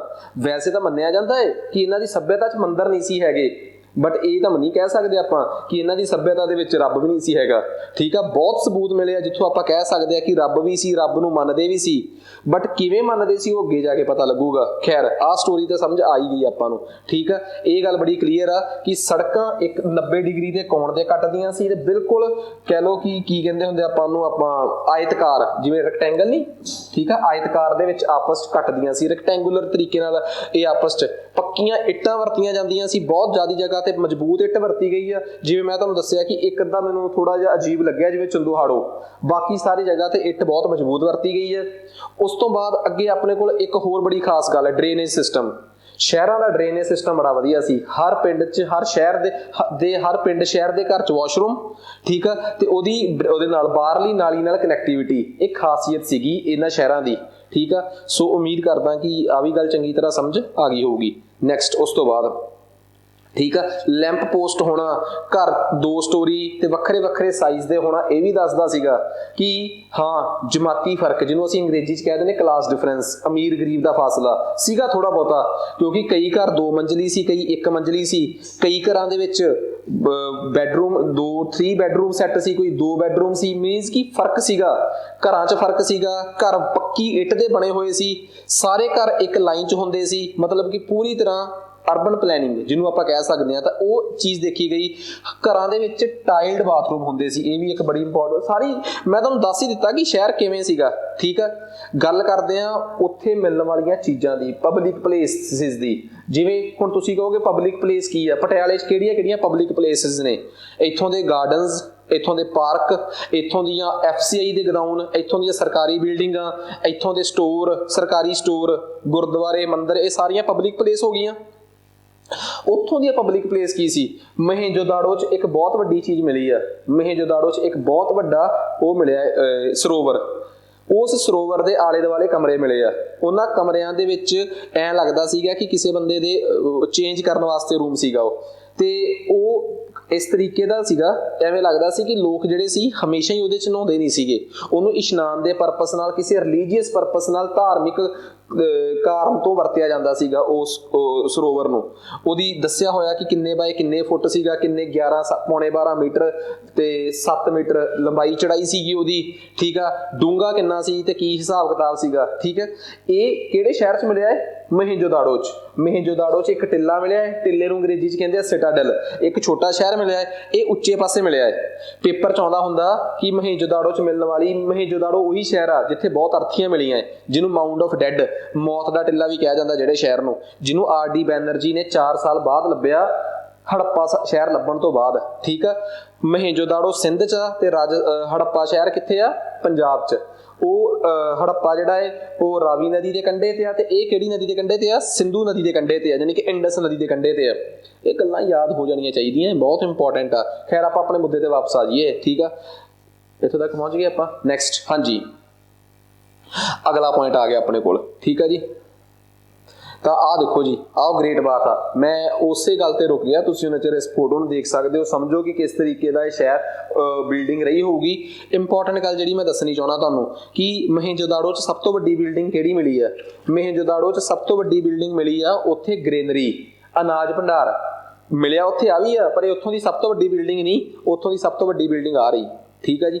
ਆ ਉੱਥੋਂ ਦਾ ਅਨਾਜ ਭੰਡਾਰ ਨੇ, ਪੌੜੀਆਂ ਚੜ੍ਹ ਰਹੀਆਂ, ਠੀਕ ਆ, ਕਿਵੇਂ ਉੱਥੇ ਅਨਾਜ ਸਟੋਰ ਕੀਤਾ ਜਾਂਦਾ ਸੀਗਾ। ਸੋ ਅਸਲ 'ਚ ਦੇਖੋ, ਮੈਂ ਨਹੀਂ ਕਹਿੰਦਾ ਤੁਹਾਨੂੰ ਕਿ ਇਹ ਹਿਸਟਰੀ ਜਿਹੜੀ ਆ, ਇਤਿਹਾਸ ਜਿਹੜਾ ਰੱਟਾ ਹੁੰਦਾ ਹੈ, ਉਹ 4 ਗੱਲਾਂ ਅਕਲ ਦੀਆਂ ਪਤਾ ਲੱਗਦੀਆਂ ਸਾਨੂੰ। ਇਤਿਹਾਸ ਪੜ੍ਹੋਗੇ ਨਾ ਤੁਸੀਂ, ਹੋਰ ਨਹੀਂ ਕੁਛ ਯਾਰ। ਅੱਜ ਤੋਂ 5 ਸਾਲ ਪੁਰਾਣਾ ਇਤਿਹਾਸ, ਹਰ ਇੱਕ ਪ੍ਰਕਾਰ ਦਾ ਬੇਈਮਾਨੀ ਦਾ ਚਸ਼ਮਾ ਉਤਾਰ ਕੇ ਪੜ੍ਹ ਲਓ, ਤੁਹਾਨੂੰ ਇਹ ਅਕਲ ਆ ਜਾਊਗੀ ਕਿ ਅਸੀਂ ਅਗਲੇ 2 ਸਾਲਾਂ 'ਚ ਕੀ ਕਰਨਾ ਹੈ, ਠੀਕ ਆ ਨਾ। ਤਾਂ ਇਹੀ ਤਾਂ ਖਾਸੀਅਤ ਹੁੰਦੀ ਆ। ਹੁਣ ਤੁਸੀਂ ਨਾ ਕਈ ਵਾਰੀ ਗੱਲਾਂ ਕਰਦੇ ਹੋ ਕਿ ਫਲਾਣਾ ਬੰਦਾ ਨਾ ਸਿਰਫ ਸਲਾਹ ਦੇਣ ਦੇ ਪੈਸੇ ਲੈਂਦਾ ਹੈ। ਇੱਕ ਬੰਦਾ ਚੰਗਾ ਸਲਾਹਕਾਰ ਕਿਵੇਂ ਹੋ ਜਾਂਦਾ ਹੈ? ਉਹਦੇ 'ਚ ਸਭ ਤੋਂ ਵੱਡਾ ਗੁਣ ਪਤਾ ਕੀ ਹੁੰਦਾ? ਉਹ ਸਭ ਤੋਂ ਪਹਿਲਾਂ ਇਤਿਹਾਸ 'ਚ ਹੋਈਆਂ ਘਟਨਾਵਾਂ ਨੂੰ ਪੜ੍ਹਦਾ ਹੈ, ਠੀਕ ਆ। ਫਿਰ ਉਹਨਾਂ ਤੋਂ ਦੇਖਦਾ ਕਿ ਕਿਹੜੇ ਬੰਦੇ ਨੇ ਉਹ ਤੋਂ ਸਿੱਖ ਕੇ ਕੀ ਬਣਾਇਆ ਤੇ ਕਿਹੜੇ ਬੰਦੇ ਨੇ ਨਾ ਸਿੱਖ ਕੇ ਕਿੰਨਾ ਨੁਕਸਾਨ ਕਰਾਇਆ। ਫਿਰ ਉਹ ਇਹਨੂੰ ਇਵੈਲੂਏਟ ਕਰਕੇ ਫਿਰ ਉਹ ਲੋਕਾਂ ਨੂੰ ਸਲਾਹ ਦਿੰਦਾ ਹੈ, ਠੀਕ ਆ ਨਾ। ਜਿਵੇਂ ਮੈਂ ਤੁਹਾਨੂੰ ਇੱਕ ਇਤਿਹਾਸ ਦੀ ਹੀ ਗੱਲ ਦੱਸਦਾ, ਮਤਲਬ ਕਿ ਜਿਵੇਂ ਇਹ ਕਿਹਾ ਜਾਂਦਾ ਹੈ ਕਿ ਇਤਿਹਾਸ ਨੂੰ ਲਿਖਣ ਦੇ ਵੀ 2 ਤਰੀਕੇ ਨੇ। ਅਸੀਂ ਇੰਗਲਿਸ਼ 'ਚ ਨਹੀਂ ਪੜ੍ਹਦੇ ਹੁੰਦੇ ਐਕਟਿਵ ਟੈਂਸ, ਪੈਸਿਵ ਟੈਂਸ, ਠੀਕ ਆ। He is playing cricket, cricket is being played by him. ਆਪਾਂ ਕਹਿ ਦਿੰਦੇ ਆ ਕਿ ਐਕਟਿਵ ਤੋਂ ਪੈਸਿਵ ਬਣਾਓ, ਕਿੱਡੀ ਔਖੀ ਗੱਲ ਆ। ਪਰ ਜਿਹਨੂੰ ਅੰਗਰੇਜ਼ੀ ਆਉਂਦੀ ਬਣਾ ਵੀ ਦਿੰਦਾ, ਪਰ ਕਿਸੇ ਨੇ ਸਾਨੂੰ ਇਸ ਗੱਲ ਦਾ ਅਹਿਸਾਸ ਕਰਾਉਣ ਦੀ ਕੋਸ਼ਿਸ਼ ਕੀਤੀ ਹੈ ਕਿ ਐਕਟਿਵ ਤੇ ਪੈਸਿਵ ਸੈਂਟੈਂਸ ਬਣਾਏ ਕਿਉਂ ਜਾਂਦੇ ਆ। ਅਸਲ ਦੇ ਵਿੱਚ ਨਾ ਕਿਸੇ ਗੱਲ ਨੂੰ ਕਿੰਨਾ ਕੁ ਕਰੋੜ ਕੇ ਕਹਿਣਾ, ਇਸ ਕਰਕੇ ਵਰਤੇ ਜਾਂਦੇ ਆ ਐਕਟਿਵ ਤੇ ਪੈਸਿਵ ਟੈਂਸ। ਤੇ ਸਭ ਤੋਂ ਵੱਧ ਐਕਟਿਵ ਤੇ ਪੈਸਿਵ ਟੈਂਸ ਦਾ ਪ੍ਰਯੋਗ ਪਤਾ ਕਿਸ ਵਿਸ਼ੇ 'ਚ ਹੁੰਦਾ ਹੈ? ਤੁਸੀਂ ਹੈਰਾਨ ਹੋ ਜਾਓਗੇ ਇਤਿਹਾਸ 'ਚ। एक इतिहासकार आ कोई भी, मैं तुसी कोई भी, मैं तो चलो है नहीं, कोई भी, ठीक है, एक इतिहासकार ने मान लो एक गल कहनी है कि फलाने राजे ने बहुत अच्छे अत्याचार किए, ठीक है, किस इस गल नूं एवें कहना कि उस समय राजे ने बहुत अत्याचार किए, सीधा ब्लेम राजे ते आ गया, ठीक है, राजे दे समय अत्याचार करवाए गए, ਇਹਦਾ मतलब ਇਹ ਉਸੇ ਟੈਂਸ ਨੂੰ ਅਸੀਂ ਪੈਸਿਵ ਵੌਇਸ 'ਚ ਕਹਿਤਾ। ਤੇ ਗੱਲ ਪਤਾ ਕੀ ਆ, ਇੱਥੇ ਤੋੜਾ ਰਾਜੇ ਦੇ ਨਾਲ ਨਾਲ ਸਭ ਦੇ ਝੜ ਗਿਆ ਤੇ ਰਾਜੇ ਦਾ ਯੋਗਦਾਨ ਬਹੁਤ ਥੋੜਾ ਰਹਿ ਗਿਆ। ਇਤਿਹਾਸਕਾਰ ਕਿਸੇ ਗੱਲ ਨੂੰ ਜਦੋਂ ਅਸੀਂ ਕਿਸੇ ਦੀਆਂ ਗੱਲਾਂ 'ਚ ਆ ਕੇ ਜਜ਼ਬਾਤੀ ਹੋ ਜਾਂਦੇ ਆ ਨਾ, ਅਸੀਂ ਇਹ ਨਹੀਂ ਸਮਝਦੇ, ਅਸੀਂ ਕਈ ਵਾਰੀ ਨਾ ਕਿਸੇ ਨੂੰ ਕਹਿੰਦੇ ਆ ਕਿ ਯਾਰ ਕਹਿ ਤੋਂ ਬੰਦਾ ਸੱਚ ਹੀ ਰਿਹਾ ਹੈ, ਠੀਕ ਆ, ਕਹਿ ਤੋਂ ਗੱਲਾਂ ਸੱਚੀਆਂ ਹੀ ਰਿਹਾ, ਸੱਚੇ ਫੈਕਟ ਕਹਿ ਰਿਹਾ, ਪਰ ਕਈ ਵਾਰੀ ਉਹ ਸੱਚੀਆਂ ਗੱਲਾਂ ਸੱਚੇ ਤਰੀਕੇ ਨਾਲ ਨਹੀਂ ਕਹਿ ਰਿਹਾ ਹੁੰਦਾ। ਇੱਕ ਗੱਲ ਨੂੰ ਕਹਿ ਕੇ ਕਿਵੇਂ ਕਿਸੇ ਨੂੰ ਭੜਕਾਇਆ ਜਾ ਸਕਦਾ ਹੈ ਤੇ ਕਿਵੇਂ ਦੰਗੇ ਕਰਾਏ ਜਾ ਸਕਦੇ ਆ, ਓਏ ਬਾਕੀ ਤੁਸੀਂ ਗੱਲਾਂ ਛੱਡ ਹੀ ਦਿਓ, ਇਹ ਤੁਸੀਂ ਲਿਖਣ ਵਾਲਿਆਂ ਤੇ ਛੱਡ ਦਿਓ, ਬੋਲਣ ਵਾਲਿਆਂ ਤੇ ਛੱਡ ਦਿਓ, ਭੜਕਾਉਣ ਵਾਲਿਆਂ ਤੇ ਛੱਡ ਦਿਓ। ਸ਼ਬਦ ਇੱਕ ਇਹੋ ਜਿਹਾ ਗੁੰਝਲਦਾਰ ਜਾਲ ਹੁੰਦਾ ਹੈ ਜਿਸ 'ਚ ਕਿਸੇ ਨੂੰ ਮਰਜ਼ੀ ਇਲਝਾ ਕੇ ਕਿਸੇ ਨੂੰ ਵੀ ਚੰਗਾ ਤੇ ਕਿਸੇ ਨੂੰ ਵੀ ਮਾੜਾ ਸਾਬਤ ਕੀਤਾ ਜਾ ਸਕਦਾ ਹੈ। ਤੇ ਜਿਹੜੇ ਲੋਕਾਂ ਦੀ ਇਹਨਾਂ ਸ਼ਬਦਾਂ ਤੇ ਪਕੜ ਆ ਜੇ ਨਾ, ਉਹ ਦੁਨੀਆ ਤੇ ਆਪਣੇ ਆਪ ਨੂੰ ਇੰਨਾ ਕੁ ਰਾਜਾ ਸਮਝਣ ਲੱਗ ਪੈਂਦੇ ਆ ਕਿ ਉਹਨਾਂ ਨੂੰ ਐਂ ਲੱਗਦਾ ਹੁੰਦਾ ਕਿ ਹੁਣ ਅਸੀਂ ਸਾਰੀ ਦੁਨੀਆ ਜਿੱਤ ਲਾਂਗੇ। ਖੈਰ ਇਹ ਜ਼ਰੂਰ ਆ ਕਿ ਹੁਣ ਤੁਸੀਂ ਹਿਸਟਰੀ ਪੜ੍ਹ ਰਹੇ ਹੋ ਨਾ, ਤਾਂ ਇਹਨੂੰ ਇਸ ਤਰੀਕੇ ਨਾਲ ਪੜ੍ਹਿਓ ਕਿ ਇਕੱਲਾ ਪੇਪਰ ਦੇ ਕੇ ਤਾਂ ਪੇਪਰ ਤਾਂ ਕਲੀਅਰ ਕਰ ਲੋਗੇ, ਬਟ ਪੇਪਰ ਦੇ ਨਾਲ ਨਾਲ ਕੁਛ ਤੁਹਾਨੂੰ ਇਹੋ ਜਿਹਾ ਸਿੱਖ ਕੇ ਜਾਓ ਜਾਂ ਇਹੋ ਜਿਹਾ ਮਿਲੇ ਜਿਹਦੇ ਨਾਲ ਤੁਹਾਨੂੰ ਪਤਾ ਲੱਗੇ ਕਿ ਹਾਂ ਸੀਗਾ ਕੁਛ ਅੱਡ, ਜਿਹਦੇ ਕਰਕੇ ਸਾਨੂੰ ਪੜ੍ਹਨ ਦੇ ਨਾਲ ਨਾਲ ਕੁਛ ਹੋਰ ਵੀ ਪਤਾ ਲੱਗਿਆ। ਲਓ ਜੀ, ਬਟ ਆਪਾਂ ਸਮਾਂ ਵੀ ਖਰਾਬ ਨਹੀਂ ਕਰਨਾ। ਆਹ ਦੇਖੋ, ਕਹਿੰਦਾ ਮਹੇਂਜੋਦਾੜੋ 'ਚ ਤਾਂ ਬਹੁਤ ਸਾਰੀਆਂ ਗ੍ਰੇਨਰੀਜ਼ ਮਿਲੀਆਂ। ਮਹੇਂਜੋਦਾੜੋ ਦੇ ਨਾਲ ਨਾਲ ਹੜੱਪਾ ਦੇ ਵਿੱਚ ਇੱਕ ਖਾਸ ਆ ਕਿ 6 ਅਨਾਜ ਭੰਡਾਰ ਮਿਲੇ ਆ। ਉੱਥੋਂ ਇਹ ਦੱਸਦਾ ਹੈ ਕਿ ਹੜੱਪਾ ਸ਼ਹਿਰ ਦੇ ਵਿੱਚ ਲੇਬਰਰ ਵੀ ਰਹਿੰਦੇ ਹੋਣਗੇ, ਕਿਉਂਕਿ ਆਹ ਲੇਬਰਰਸ ਦੇ ਕਮਰੇ ਵੀ ਮਿਲੇ ਉੱਪਰ ਉਹਨਾਂ ਦੇ ਰਹਿਣ ਵਾਸਤੇ, ਦਿਹਾੜੀਦਾਰਾਂ ਦੇ ਜਾਂ ਕਾਮਿਆਂ ਦੇ, ਜਿਹੜੇ ਕਾਮੇ ਲੋਕ ਆ, ਠੀਕ ਆ, ਉੱਥੇ ਉਹਨਾਂ ਦੇ ਕਮਰਿਆਂ ਦਾ ਮਿਲਣਾ, ਉੱਥੋਂ ਲੇਬਰ ਕਲਾਸ ਦੇ ਕਮਰਿਆਂ ਦਾ ਮਿਲਣਾ, ਗ੍ਰੇਨਰੀਜ਼ ਦਾ ਮਿਲਣਾ, ਠੀਕ ਆ, ਇਹ ਦੱਸਦਾ ਹੈ ਗ੍ਰੇਨਰੀਜ਼ ਤਾਂ ਮਿਲੀਆਂ ਮਹੇਂਜੋਦਾੜੋ, ਠੀਕ ਆ, ਤੇ ਗ੍ਰੇਨਰੀਜ਼ ਦੇ ਨਾਲ ਨਾਲ ਕਮਰੇ, ਲੇਬਰ ਕਲਾਸ ਦੇ ਕਮਰੇ ਮਿਲੇ ਆ ਹੜੱਪਾ ਚੋਂ। ਤਾਂ ਇਹਦਾ ਮਤਲਬ ਇਹ ਵੀ ਗੱਲ ਸਮਝ ਆ ਰਹੀ ਆ ਕਿ ਕਿੱਥੇ ਸਟੋਰੇਜ ਹੁੰਦੀ ਹੋਊਗੀ, ਕਿਸੇ ਇੱਕ ਸ਼ਹਿਰ ਨੂੰ ਸਟੋਰੇਜ ਵਾਸਤੇ ਵੀ ਵਰਤਿਆ ਜਾ ਸਕਦਾ ਹੈ। ਤਾਂ ਇਹ ਬੜਾ ਕੰਪਲੈਕਸ ਸਿਸਟਮ ਆ, ਘੱਟੋ ਘੱਟ ਸਾਨੂੰ ਪਤਾ ਤਾਂ ਲੱਗਿਆ ਕਿ ਅਸੀਂ ਇਤਿਹਾਸ ਨੂੰ ਸਮਝਿਆ ਕਿਵੇਂ ਆ, ਠੀਕ ਆ ਜੀ। ਨੈਕਸਟ ਉਸ ਤੋਂ ਬਾਅਦ ਅੱਗੇ ਆ ਜਾਓ ਜੀ। ਤੇ ਹੋਰ ਸਭ ਤੋਂ ਵੱਡੀ ਗੱਲ ਇਹ ਆ ਕਿ ਜੇ ਅਸੀਂ ਗੱਲ ਕਰੀਏ ਕਿ ਇਹ ਸੱਭਿਅਤਾ ਬਾਕੀਆਂ ਤੋਂ ਜ਼ਿਆਦਾ ਵਧੀਆ ਕਿਉਂ ਸੀ, ਜਿੱਥੇ ਇੱਥੇ ਪੱਕੀਆਂ ਇੱਟਾਂ ਯੂਜ਼ ਹੁੰਦੀਆਂ ਸੀਗੀਆਂ, ਇਸ ਤੋਂ ਉਲਟ ਜਿਹੜੀ ਉਹ ਸੀਗੀ ਮੈਸੋਪੋਟਾਮੀਅਨ ਸਿਵਲਾਈਜੇਸ਼ਨ, ਉੱਥੇ ਡਰਾਈ ਯਾਨੀ ਕਿ ਆਪਾਂ ਕਹਿ ਸਕਦੇ ਹਾਂ ਇਹਨਾਂ ਨੂੰ ਸੁੱਕੀਆਂ ਇੱਟਾਂ ਦੀ ਵਰਤੋਂ ਹੁੰਦੀ ਸੀਗੀ, ਠੀਕ ਆ। ਇਹਨਾਂ ਦੇ ਤੁਸੀਂ ਇਹ ਸਮਝ ਲਓ ਕਿ ਹੜੱਪਾ ਦੇ ਵਿੱਚ ਤੁਸੀਂ ਆਹ ਦੇਖੋ ਕਿੰਨਾ ਐਡਵਾਂਸ ਸਿਸਟਮ ਸੀਗਾ ਕਿ ਇੱਕ ਅੱਧੇ ਸ਼ਹਿਰ ਨੂੰ ਛੱਡ ਕੇ ਹਰ ਜਗ੍ਹਾ ਤੇ ਪੱਕੀ ਇੱਟ ਵਰਤੀ ਗਈ ਆ, ਠੀਕ ਆ। ਹੋਰ ਜੇ ਸਭ ਤੋਂ ਵੱਧ ਇੱਕ ਗੱਲ ਕਰੀਏ, ਜਿਹੜੇ ਗੁਜਰਾਤ ਦੇ 2 ਸ਼ਹਿਰ ਸੀ, ਧੋਲਾਵੀਰਾ ਤੇ ਲੋਥਲ, ਠੀਕ ਆ, ਉੱਥੇ ਕਿਲੇਬੰਦੀ ਵੀ ਸੀ, ਫੋਰਟੀਫਿਕੇਸ਼ਨ ਵੀ ਸੀ। ਤੁਹਾਡੇ ਦਿਮਾਗ 'ਚ ਇੱਕ ਸਵਾਲ ਆਊਗਾ ਕਿ ਇਦਾਂ ਕਿਉਂ? ਪਤਾ ਕਿਉਂ? ਕਿਉਂਕਿ ਅਸਲ ਦੇ ਵਿੱਚ ਆਹ ਭਾਰਤ ਸੀ, ਇੱਥੇ ਅਰਬ ਸੀ, ਇੱਥੇ ਇਜਿਪਟ ਮੈਸੋਪੋਟਾਮੀਅਨ ਸੱਭਿਅਤਾ, ਇੱਥੇ ਸੀਗੀ ਇਜਿਪਟ ਦੀ ਮਿਸਰ ਸੱਭਿਅਤਾ। ਇਹ ਸਾਡੇ ਤੱਕ ਸਮੁੰਦਰ ਤੋਂ ਪਹੁੰਚਦੇ ਸੀ ਤੇ ਐਂਟਰੀ ਪੁਆਇੰਟ ਸੀ ਗੁਜਰਾਤ।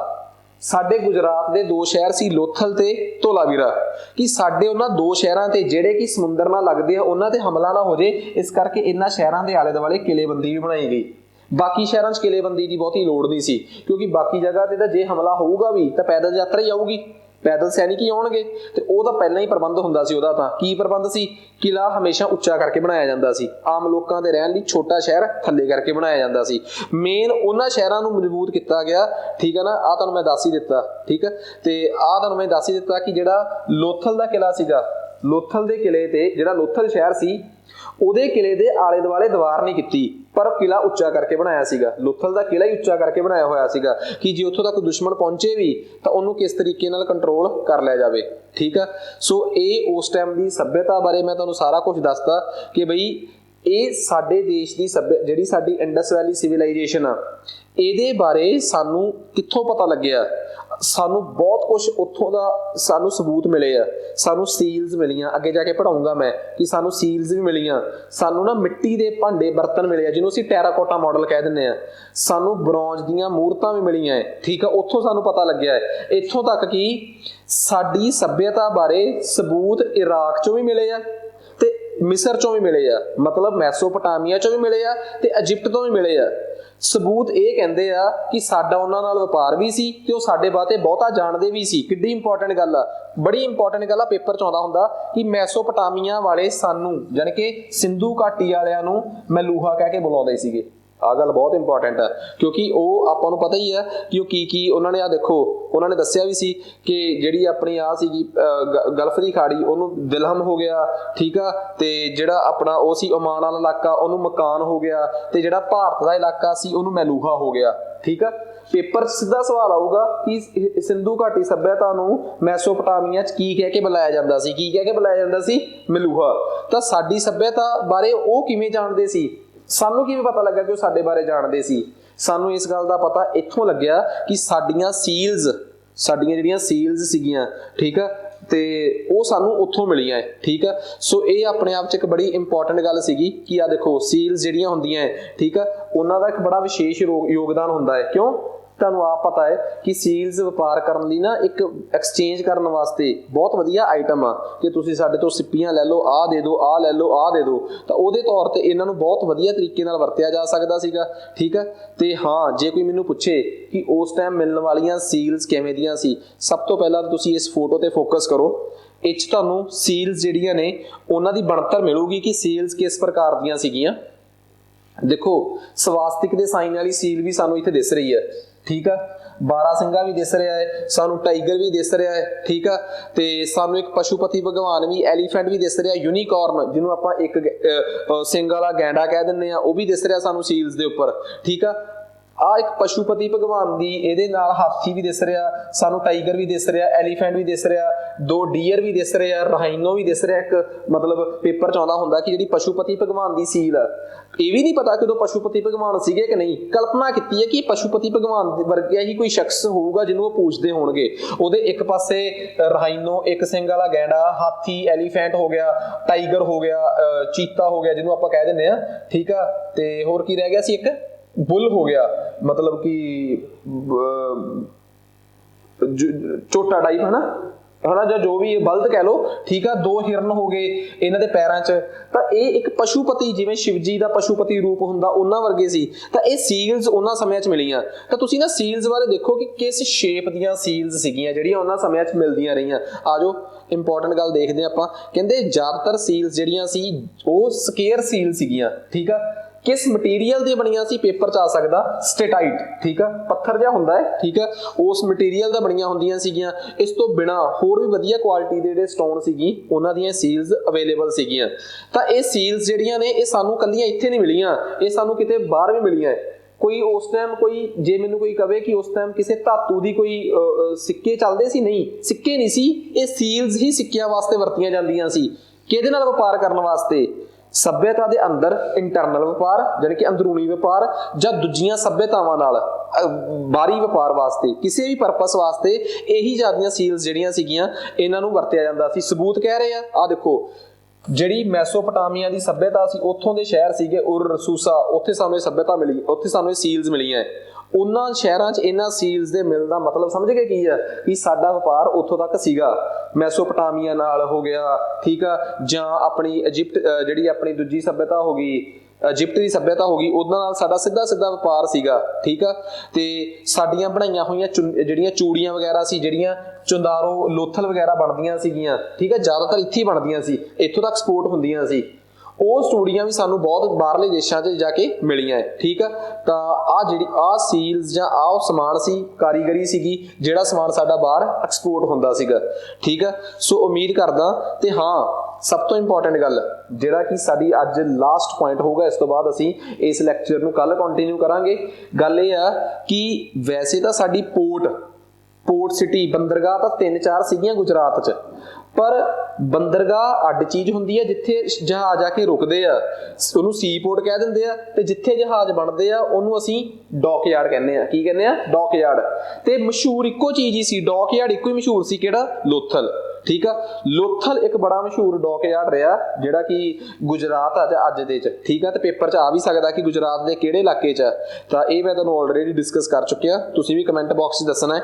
ਠੀਕ ਆ, ਤੁਹਾਨੂੰ ਡਿਸਕ੍ਰਿਪਸ਼ਨ ਬਾਕਸ 'ਚ ਇਹ PDF ਜਿਹੜੀ ਆ ਉਹਦੀ ਡੈਮੋ ਮਿਲੂਗੀ। ਠੀਕ ਆ, ਤੁਸੀਂ ਮੀਨਸ ਕਿ ਅਸੀਂ ਜੋ ਕੰਪਲੀਟ ਕਰਾਉਣ ਜਾ ਰਹੇ ਹਾਂ, ਠੀਕ ਆ, ਹਿਸਟਰੀ ਦੇ ਲੈਕਚਰਾਰ ਵਾਸਤੇ ਜਾਂ ਜੋ ਹਿਸਟਰੀ ਦੇ ਚਾਹਵਾਨ ਆ, instant, medieval history, modern history, Punjab ਦੀ ਹਿਸਟਰੀ ਤੇ ਵਰਲਡ ਦੀ ਹਿਸਟਰੀ, ਆਲਰੇਡੀ ਜਿਹੜੇ ਸਟੂਡੈਂਟਸ ਸਾਡਾ ਬੈਚ ਪਹਿਲਾਂ ਪਰਚੇਜ਼ ਕਰ ਚੁੱਕੇ ਆ, ਠੀਕ ਆ, ਉਹਨਾਂ ਨੂੰ ਕਿਸੇ ਤਰੀਕੇ ਦੀ ਪੇਮੈਂਟ ਦੀ ਲੋੜ ਨਹੀਂ। ਉਹਨਾਂ ਦੇ ਲੈਕਚਰਸ, ਉਹਨਾਂ ਦੇ ਬੈਚਿਸ ਦੇ ਵਿੱਚ ਜਿਹੜੇ ਬੈਚ 'ਚੋਂ ਸੀਗੇ ਉੱਥੇ ਆਲਰੇਡੀ ਅਪਲੋਡ ਹੋਣੇ ਸ਼ੁਰੂ ਹੋ ਜਾਣਗੇ ਉਹ। ਠੀਕ ਆ, ਸੋ ਉਹਨਾਂ ਨੂੰ ਕਿਸੇ ਤਰੀਕੇ ਨਾਲ ਕੁਝ ਵੀ ਕਿਸੇ ਵੀ ਟਾਈਪ ਦੀ ਪੇਮੈਂਟ ਦੀ ਬਿਲਕੁਲ ਵੀ ਲੋੜ ਨਹੀਂ। ਠੀਕ ਆ, ਉਹਨਾਂ ਦਾ ਸਾਰਾ ਸਿਲੇਬਸ ਜਿਹੜਾ ਹੈ ਵਿਦਿਨ 5 to 10 ਡੇਜ਼ ਜਿਹੜਾ ਹੈ ਕੰਪਲੀਟ ਕੀਤਾ ਜਾਊਗਾ, ਤੇ ਉਹਨਾਂ ਨਾਲ ਕੰਟੈਕਟ ਕਰਕੇ ਉਹਨਾਂ ਦੀਆਂ ਬੁਕਲੈਟਸ ਜਿਹੜੀਆਂ ਨੇ ਉਹਨਾਂ ਨੂੰ ਅਵੇਲੇਬਲ ਕਰਾਈਆਂ ਜਾਣਗੀਆਂ। ਠੀਕ ਆ, ਜਿੰਨੀ ਜਲਦੀ ਹੋ ਸਕੇ। ਅਸੀਂ ਇੰਸ਼ੈਂਟ ਮੈਡੀਵਲ ਦੀ ਇੱਕ ਬੁੱਕ ਬਾਈਲੈਂਗੁਅਲ ਹੀ ਹੋਊਗੀ, ਕੰਪਾਈਲ ਕਰਕੇ ਤਿਆਰ ਭੇਜ ਦਾਂਗੇ, ਇੱਕ ਮਾਡਰਨ ਹਿਸਟਰੀ, ਇੱਕ ਅਸੀਂ ਸਿਵਿਕਸ ਦੀ ਜਿਹਨੂੰ ਅਸੀਂ ਪੋਲਿਟੀ ਕਹਿ ਦਿੰਦੇ ਆ। ਤਾਂ ਮਾਸਟਰ ਕੈਡਰ ਤੇ ਸਾਡੇ ਜਿਹੜੇ ਉਹਦੇ ਵਾਲੇ ਲੈਕਚਰਰ ਵਾਲੇ ਬੱਚੇ ਆ ਉਹ ਕੰਟੈਕਟ ਕਰ ਸਕਦੇ ਆ। ਠੀਕ ਆ, ਸੋ ਕੱਲ ਅਸੀਂ ਸਟਾਰਟ ਕਰਾਂਗੇ ਵੇਟ ਐਂਡ ਮੇਜਰਸ। ਸੋ ਅੱਜ ਵਾਸਤੇ ਇੰਨਾ ਹੀ ਬਹੁਤ ਆ ਜੀ, ਧੰਨਵਾਦ।